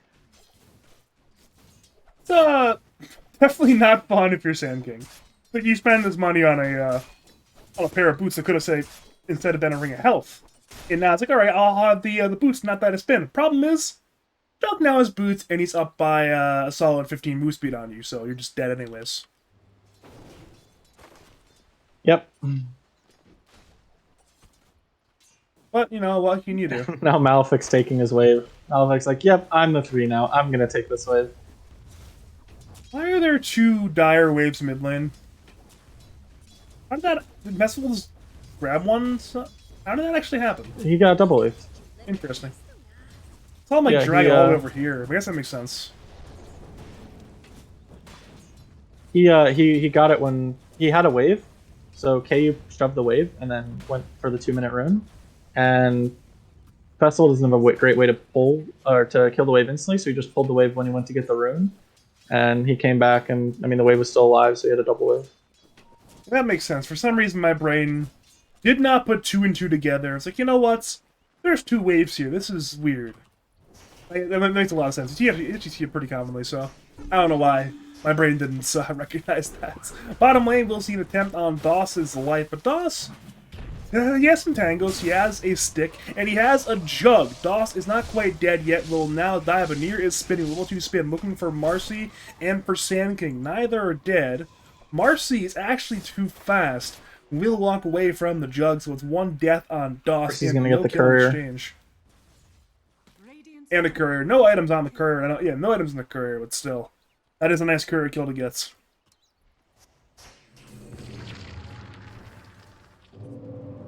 Top lane, we're seeing an inexplicable attempt from Kobe to bring down Sasquatch, but he will rift away, so no death on the puck. Grimstroke actually is quite injured, but he will not die this time. Puck might snipe him. Oh, you definitely could have gone for that. Instead, it's bottom lane where the deaths are occurring. Sand King dies to Nier under the tower, and Nier gets a double kill. He might die to this tower. Yes, he will. You actually don't mind that death as Jug at all. We You don't do miss see any Sasquatch creeps. getting the kill on Grimstroke during all of that finally. Nice. Big kill. You don't lose any creeps, and you just get to come back with full mana, full HP, and your item that you couldn't have brought because you don't have a courier. Actually, you're gonna miss one melee creep. That is the cost. So, I think if you're near, you're more than happy to pay one melee creep for that. Especially given he didn't give experience at all. There was no heroes to give experience too, so all is well. Yeah. Very, very little downside. How's mid lane going? It's actually going fine. Like for both. Both are happy here. Oh, KU is actually just gonna go for way more than I thought he was gonna go for. Because you definitely can, as the Ember here, just bully out the Hoodwink with your max Slight. But instead, he is just maxing Flame Guard and is just gonna outframe the Hoodwink. Yeah. Simply a viable build. Seeing KU already, he's playing all the way into his own jungle a little bit. He is farming everywhere he can. Like, he's playing rock camp, he's playing his own jungle. He wants to utilize that max lane guard as well as he can. Yep. See Puck going double null. On pause for Puck. Usually I see pause for Pucks go like into like vessels. Bottom lane, pretty good Marcy vessel has game. overstepped his bounds, by the way. He will die in a burrow. Was off the mark from Keita as well. But yeah, back to Puck's items. That is definitely interesting stuff on Mobo from Sasquatch. Maybe he wants to trade very well in this lane. I don't know.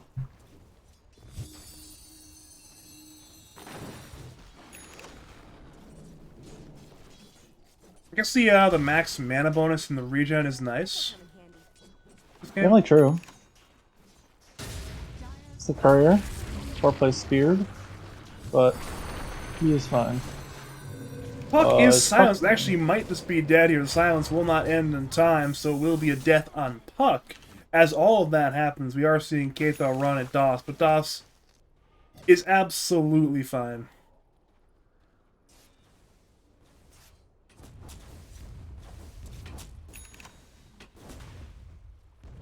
Festival keeping up much better this game. Radiant's Helps a lot when you don't die multiple times.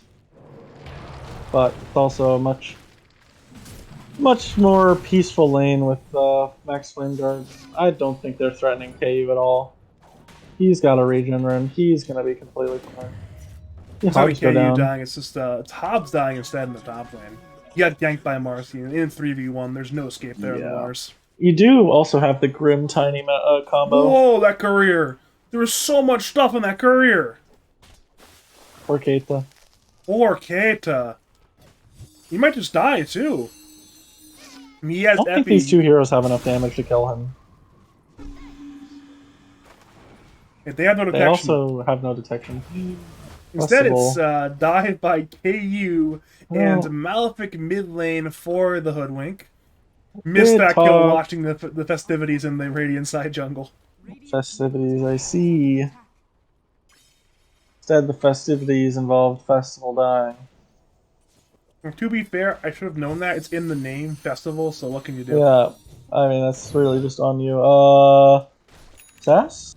And he's dead. Okay, then. He just used his orb and then walked into lane, like, he didn't just use his only escape. Over to bottom lane, we see Omni Slash on Keita. Keita is dead, so there is a 1-for-1 across the map, but seems like it's gonna be a lot of this game. Is Nier's having a great game, KU's having a great game, and I guess we are seeing a fight top lane. Arena from Hobbs looking for foreplay. Festival rotated in, and as a result, they should kill this Tiny. He's quite low and should die to the frostbite damage. The turn is Inkspell on Ember to bring down DOS. They need more than DOS. They need Festival or Hobbs. Problem is, both are running away quite rapidly, so it will be an unfavorable 1-for-1 for the Dire team. Hmm.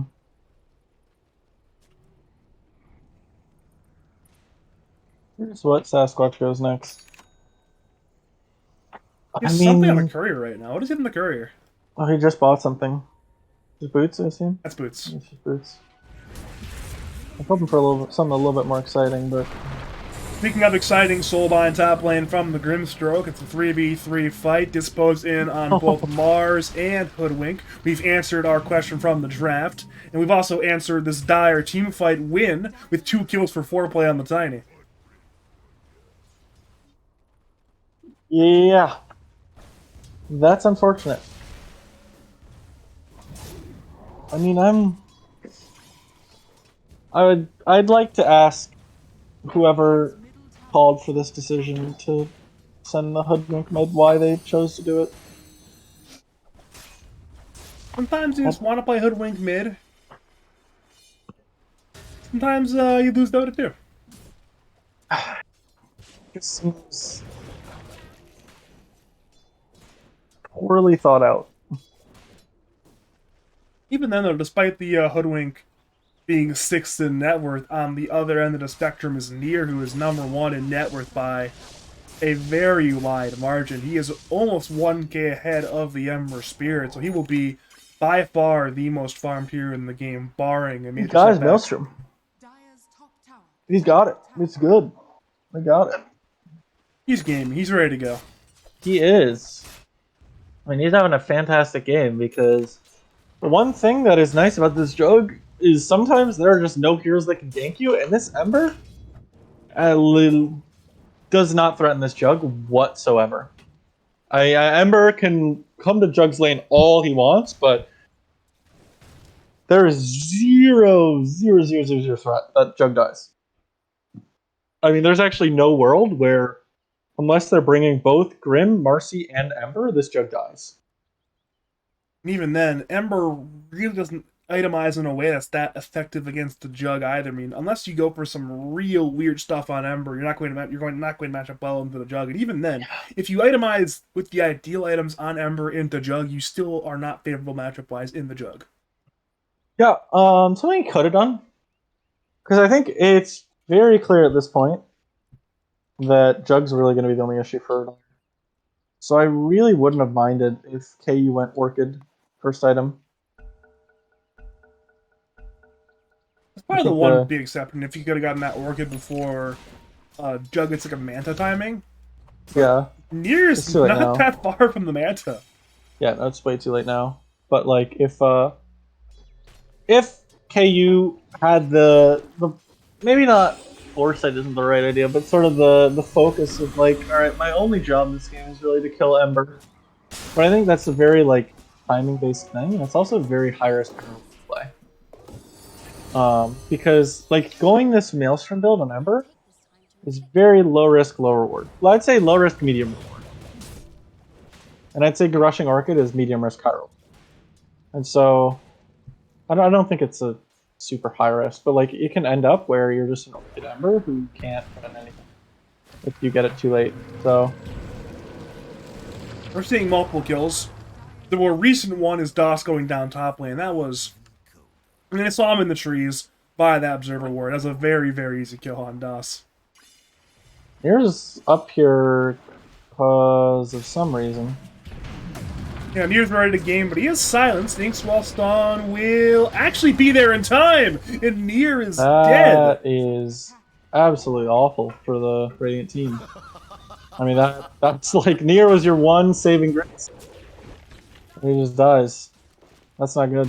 He is still #1 in net worth on the Jug, but that kind of death is definitely suboptimal, to say the least. Here's your 7k analysis, Patrick. That was not good. It's true. That was very not good. That was borderline game losing not good, I will say. He was over 1k ahead of the Ember. Now he's 400 gold ahead of the Ember, and I guess one thing is they've been really ruining Keita's game. I mean, Keita's courier died earlier. He's been dying a lot in bottom lane sort of area. He's still about 900 gold away from that Blink Dagger on Sand King after buying a Hood Soul Ring first, so he will blink relatively soon, but his team doesn't want to wait for the Blink Dagger on Sand King. It is that two-man smoke, Marcy and Sand King rendezvousing with that Ember Spirit middle. But Radiants aren't really in the area where they're dying. They're instead farming their Tricam, but Dire will alive to the Shrine Camp Nier. As spin on cooldown, he used on the Ancient Camp. They're waiting for Nier to spin, but Nier's just not going to spin because he has no spin. He's just going to die. And now it's Das, stunned by the Burrow Strike, trying to escape, but he is in some severe danger as well. He's simply dead. So Radiant commit a lot of resources, Freezing Field, spin on Jug, all to kill this Ancient Stackins, and in doing so, they have gotten Jug killed, and that is suddenly now Ember, who's going to be #1 in net worth after one more creep. I think this that KU teams always do really, really well in comparison to other teams is they are very good at both controlling their triangle and getting vision and making plays into the enemy triangle. I think that is one of their... I think that, along with defending their mid-tier 1, is probably the biggest strengths I would say they have as a team. You see it there. Drug, 500 HP, with spin on cooldown in his triangle. And look who's right there to punish it. I mean, what Nier did is not necessarily risky. Like, he's got Healing Ward going. The only way that he dies is if they're 3-man smoked into his triangle, and... oh, they're 3-man smoked into his triangle. Speaking of the 3-man play, poor Keita, he again is going to die. He was one creep from the Blink Dagger, but alas, thanks to a coil on Puck plus 2 teammates, that will be a death on Sand King. That's a sad death. But, you know, sometimes it happens. So Puck is saving up quite a bit of money. I bet he's just rushing Blink. I mean, it wouldn't be too shocking. I mean, sure, they have the Blink on Hobbs, but having a second Blink initiator this game could be pretty fantastic. Yeah, and Ember's going a little bit greedy. Ember's going bots. He's not going straight for BKB, which definitely can be punished if the Radiant take advantage of it. We see Hoodwink sniping him. Probably saw the smoke. But, yeah. You know what is dumb to me? What is dumb to you? Sleight of Fist does not break smoke. Using Sleight of Fist and hitting creeps does not break smoke. But a similar ability, Swashbuckle, does break smoke. We're seeing Epicenter Burrow on Puck. Puck will lose his life, but it's an arena on 3 from Hobbs as the turn. Dire are beginning to collapse. Hot Sasquatch will buy back. KU is in. But KU's very in. He's diving the tower. The Remnant now out. Keita has fallen, and Radiant hunt for more. They'll find out if they can name no remnants. to KU. KU has the Remnant to be stunned by the spear, and he's dead. 3 deaths on the side of Sus. And this time, they have overstayed their welcome. Draiden Fanclub got a much-needed teamfight win. That was a huge buyback from Sass.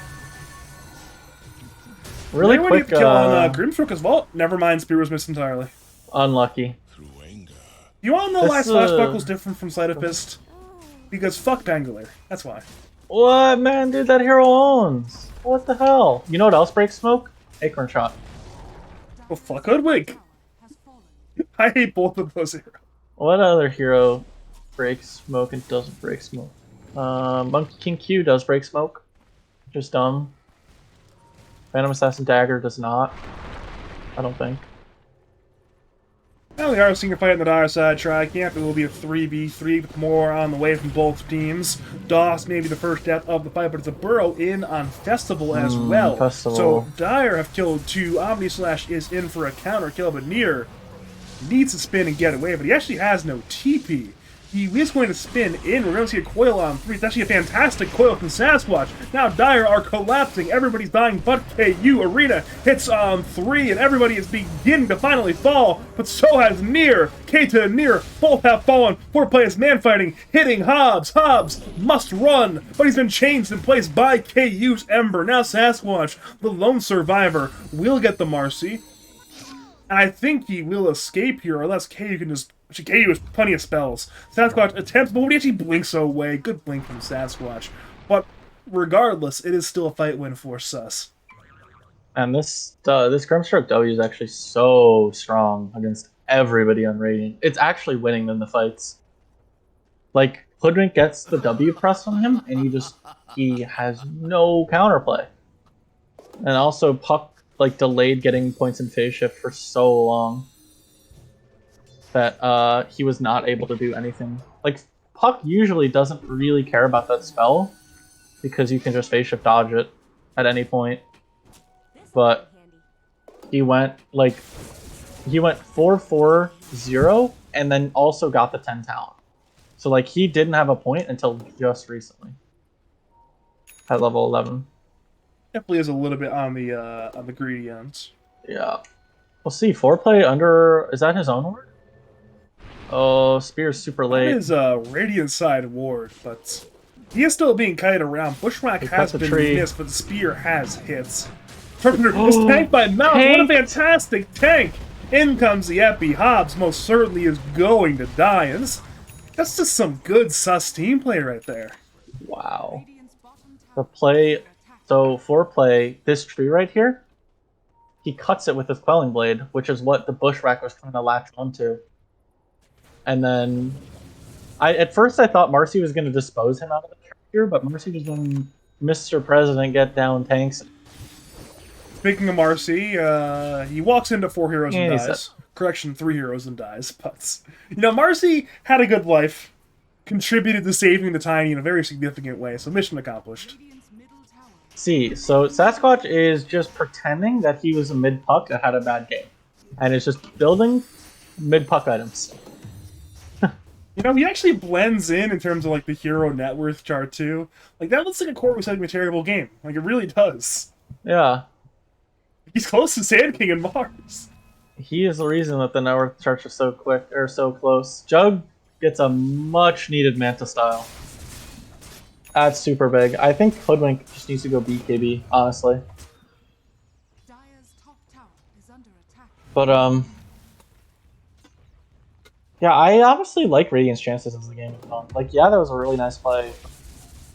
Dire to save their Tiny, but I think that this game gets so much easier for Radiant to play as it goes on and Aura ends her bot. Sass actually changing his mind, going Lincolns. Okay. So, trying to counter out the Sand King. They're trying to Roche with this DD. Roshan's still 2/3 HP, and it seems like I think you jump this. If you're up, you can jump these 3 with a huge silencing shit. He remains the one hero in the pit, as Arena is missed entirely. He was looking for Keita, but Keita was on the outside. Looking yeah, I in. hate to see it. Foreplay super far forward, middle lane. Wait a minute. He's Midas Dyer again. Assassinate is tanked, but Foreplay dead. Keita dead. Radiance are beginning to die on some key cores. They will lose the Mars, but it's still 1 for 2 so far. Festival will attempt to juke in the Tri-Camp, but he is dead to the Sleight of Fist of KU. Omni Slash will finish off the Mars. He's now at 3 for 2. Dire will leave with their remaining 2 heroes, so Radiant have won the fights. They will return to Roshan, but Roshan's still half HP. It's pretty healthy. Yeah, and they've got a 15-second downtime on healing, so they can definitely finish this. Yeah, Guinea, they're not trying to contest this at all, and Dire just give it up. KU, I was hoping he would go for a wild and crazy play, but he decides to make a smart play instead. But he's fighting anyways! That's his last remnant. Never mind, he's fine. I think Festival's had a really rough game. Like, just a really rough series, honestly. Yeah. He's had a hard time finding his place in each game. And I think in this game, he can't really find his place. Sasquatch, he was already in danger where he was standing, but he actually ended up jaunting forward further towards the danger, and well, he is now dead to the Inkswell plus Sand King combination. Changes item back from a Lincoln's to the Witchblade. You know what I think it needs? I think it needs a Yule Scepter. You know what? That would actually make a lot of sense. I mean, it's a bit of extra catch on the offensive end. It's a bit of extra help on the defensive end into this Phantom's Embrace, into the Ember Chain. They do a lot of very, very good spells this game. I think with a Yule's Scepter, it lets him play the side lanes so much more. And I think that it is really hard for this Dire team to get a Yule's Blink Puck in the side lanes with any of their heroes. It has to be Tiny. Tiny's the only one. And even then, maybe he lives? Like, how much HP is he? Oh, 1200, yeah, you know.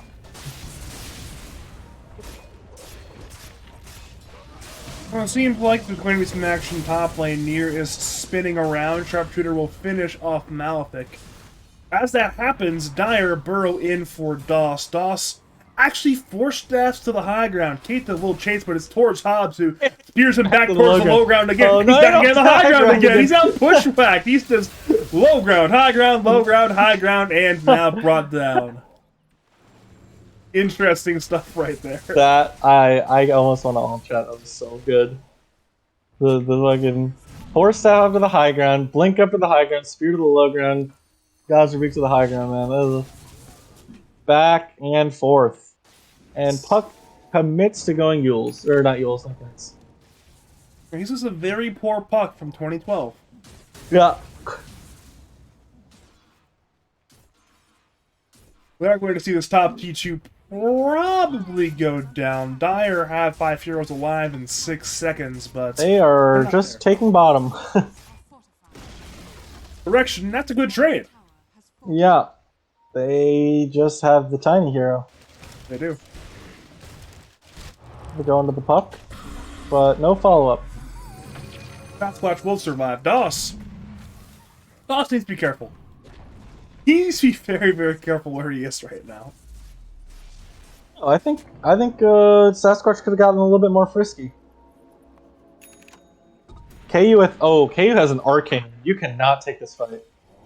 Nier is Arcane the one Rune who's leading BKB. the way, though. Aegis, Manta, and Spin available.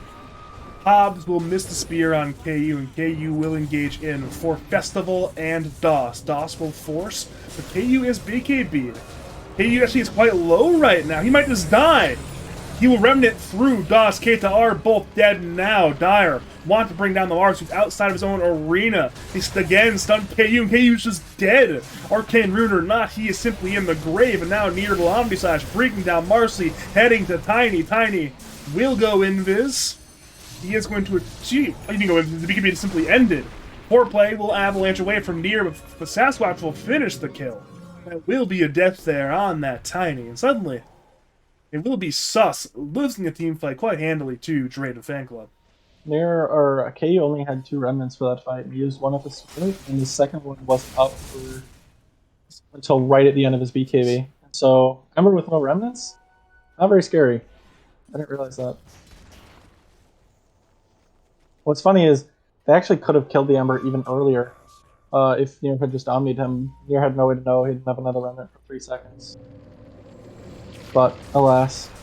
He did go invis on Tiny. It was a shadow in there from Kobe. I was wondering, like, wait a minute. Oh, yeah. How was yeah. Tiny invis? I was like, oh, he couldn't have been invis. No invis, Rune, no Shadow Blade.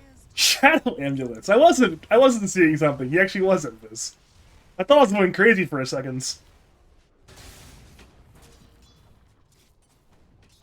I didn't understand what you were referring to. Yeah, I could have told you he got Shadow Ambulance. I know he went invis. I saw him go invis with my 2 eyes. I was like, wait a minute, why? Why is he invis? Was he not actually invis? He was invis. Yeah, looks like Nier might be able to 1v9 this game, even though he had 2 really rough deaths back to back. His game is going to be pretty good. Oh, Speaking of Nier, he will spin down now. Before that, Hobbs missed the spear, which has happened a few times this game. What can you do sometimes? But yeah, 1 more kill for the side of Draiden Fanclub. They have evened up the kill score. It is 26 all right now. Dire's bottom tower is under attack. Let's see. What's Puck going after his Lincolns? He's got the full Lincolns completed. That'll be nice. He can just have it on one of his cores so they can't get exposed back or Blink Burrow, I mean. What does he think is next? See, if I'm him, and you fucking slot me into Sasquatch, I'm queuing up bots. I'm queuing up either bots or Yules. He's Depending on how I wards feel. and a TP scroll. I mean, of course, he's got to buy wards. A TP, but I mean, like, the big item. Oh my. Okay. Well, Grimstroke down. Omni Slash, perhaps a little bit overkill, but a kill is a Kobe kill in for particular, Nier. apparently. Probably could have spun him down with that shard, but you know what? A kill's a kill. Dire's middle tower is under attack. He's Glimmer, so I'm kind of surprised he died there. He was still under. I mean, I'm not sure if he was in range of that Radiant Sentry or not, but even in the fade time was. Oh yeah, he definitely was in range. He died right here. Right. Oh yeah, he died right here. Right here. Yeah, that is most certainly in the range. That is a no-go zone. That's a frowny face. You're dead there on Grimstroke. Hey, speaking of you're having a double damage rune, guess the double damage rune again. It's near. This time there will be no Roshan to grab it. It's only been 7 minutes since the last one, but Keita might be in some danger. He will burrow, has TP, has not used it. At this point, it might just be too late. Spear is missed. Wait a minute. He actually escapes there on Keita. That is... He probably shouldn't be alive right now, but I'm sure if you're Keita, you take that. Those are the ones which we take. They will not let the kill on Marcy get away, though. Sasquatch, Hobbs, and Doss will combine together to bring down the Marcy in the river. Blink on in, slap on down, and now Radiant will flood on in towards Dire Jungle. Time to reclaim some more map if you are a Draiden fan club. I mean, I said Puck wasn't going to get to level 25, but he is higher level than his mid laner, so maybe he will. Maybe he is... I'm not sure what he's doing, but he is very high level, I can tell you that much. Yeah, he's much higher level than his mid. He's, like, on par with the enemy carry. He sees his team 5 games under 500, says, you know what? Oh. I am putting this into my own hands. It is time for me to take over the game. Yeah, he's like, alright, I can't rely on my noob cores anymore.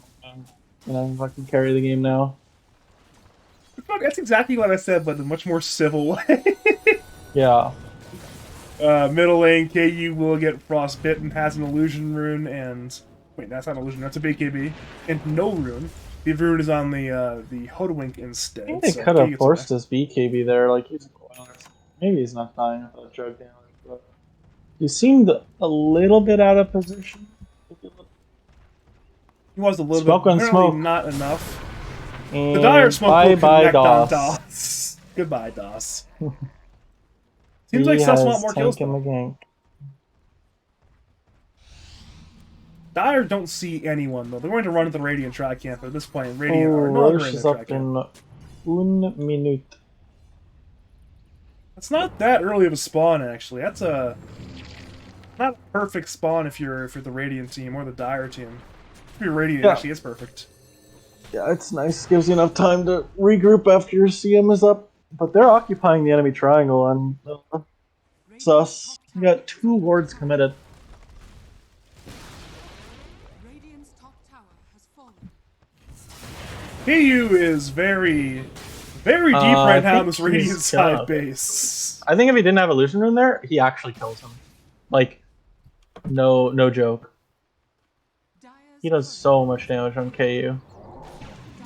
Having that purge there is nice. Nier had a dust, used it on Sand King. Nier had the dust tech, and he moves over to Malphite. That's a double kill for Jug. Soulbind hits on Mars and Jug, but at this point, Dire certainly lost the fight. They'll bring down DOS, but that will not salvage your fight. Instead, the 2-man arena on Foreplay and Kobe. The Bash will cancel the TP of Foreplay. Kobe dead.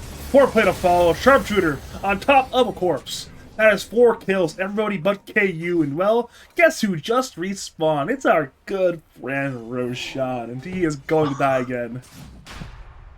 Your first thing there, that you were talking about DOS, how he just respawned and died again.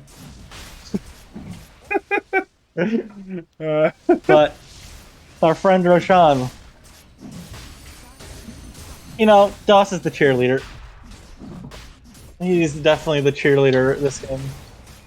It's okay. Every team needs a cheerleader, you know? I can't really mock DOS, because, you know, for a time, me and DOS were the same MR. He has like 2k on me now. I can't say shit about him anymore. I'm sure you can.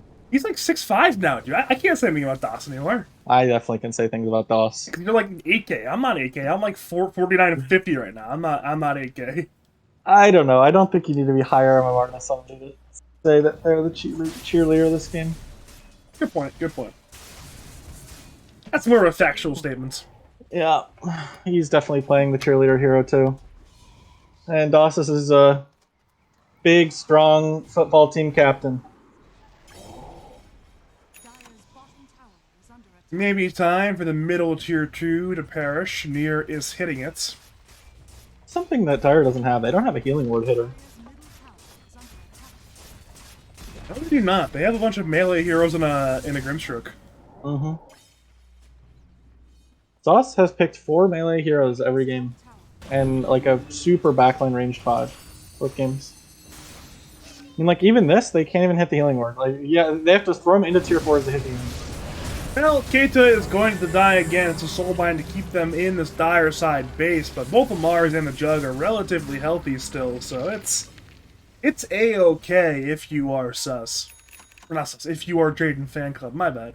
It's bad if you're sus. Fanclub not go next? Like, they use Tiny VKB. There's no Sand King. He has to jump on the first wave looking for Nier, but Nier is spinning and doing so much damage to Marcy. It's going to die under his tier 4 towers. Omni Slash on 4-play. 4-play will die as well. Oh no, Nier. Nier's just 1v9ing. Like, this is like a Nier show. He cannot be stopped right now. He is just too powerful. This is what happens when you pick the best 2 heroes of the patch at 5-8. Wish you would have done that last game instead of waiting until the last to pick your pup. Like it's banned. Dire's middle tower has fallen. Well, tier 3 is dead. Both teams will smoke it on up. KU and Keita look for a bit of an angle on Puck. But Puck is a very hard kill, with the Lincoln Sphere, of course. So now Nier's a lone man sitting on high ground. He is going to take the entire middle set of barracks, which means if you are Draiden Fanclub, you are now up by 18k, and the losing streak at long last might just be coming to a merciful end.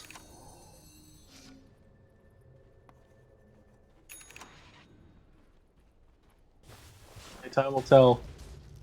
Here's the hard part now: not throwing. That is true. That is true. Always That is seems hard. to be the hardest part for lads teams, not throwing the game.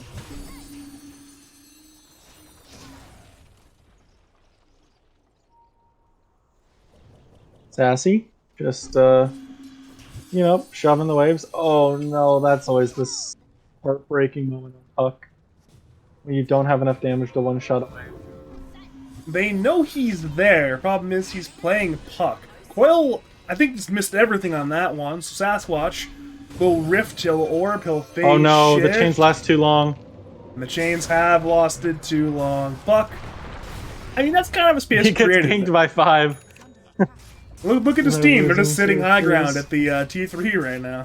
That's where you say space, smiley face. He does have buy and bots to TP in. He did go bots. Nier has been burrowed, but still has 2 lives. Arena's on everybody in the dire side. Malefic dead. Kobe dead. Doss the trade. The 4-play will perish.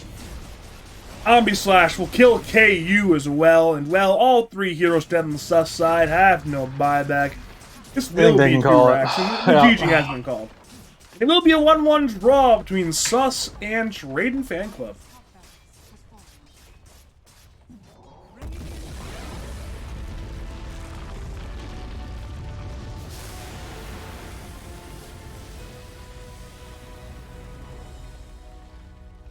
And Draiden Fanclub really, really needed that win. Yeah, that was a much needed win.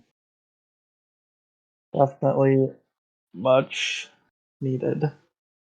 They would be 6 games under 500 if they lost that game, which could potentially mean them just straight up missing playoffs, which I'm sure not what you expected. Sure, you're still 4 games under 500, but that's progress in the right direction. That's what you need. Much more surmountable.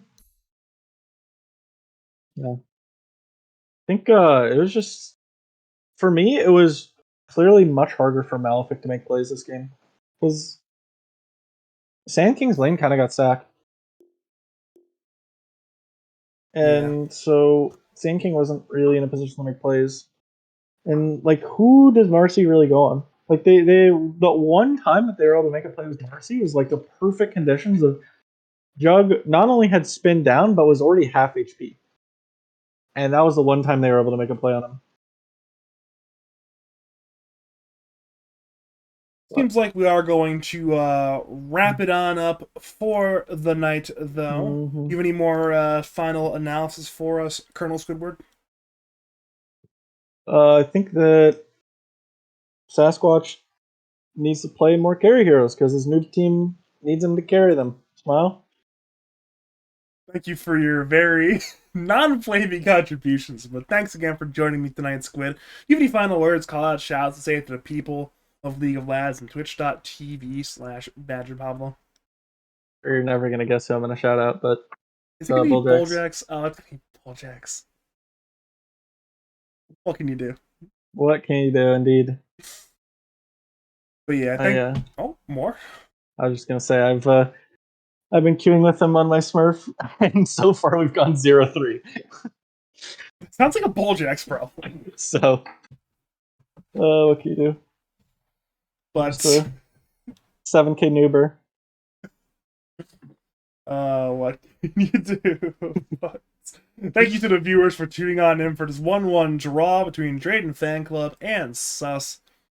My name is Badger. If you want me to cast your games, cast your tournaments, if you want to hire me in Logical Caster Pro tournaments, hire me on Twitter, twitter.com/BadgerDota2, or on Discord, Badger5713. I'll be back at some point, I'm sure. I don't have another cast scheduled, but there actually are no Lad series that are scheduled to be played after tonight's games have been finished. So when the new matches are scheduled, I'm sure I will be casting them. It will be without Logical for a bit. He is going on vacation, but I'm sure I'll bring back either Neff or Rook or my man here, ColonelSquid, for some casts, and it'll be a good time. For now, though, as always, thank you for watching, and have a great night.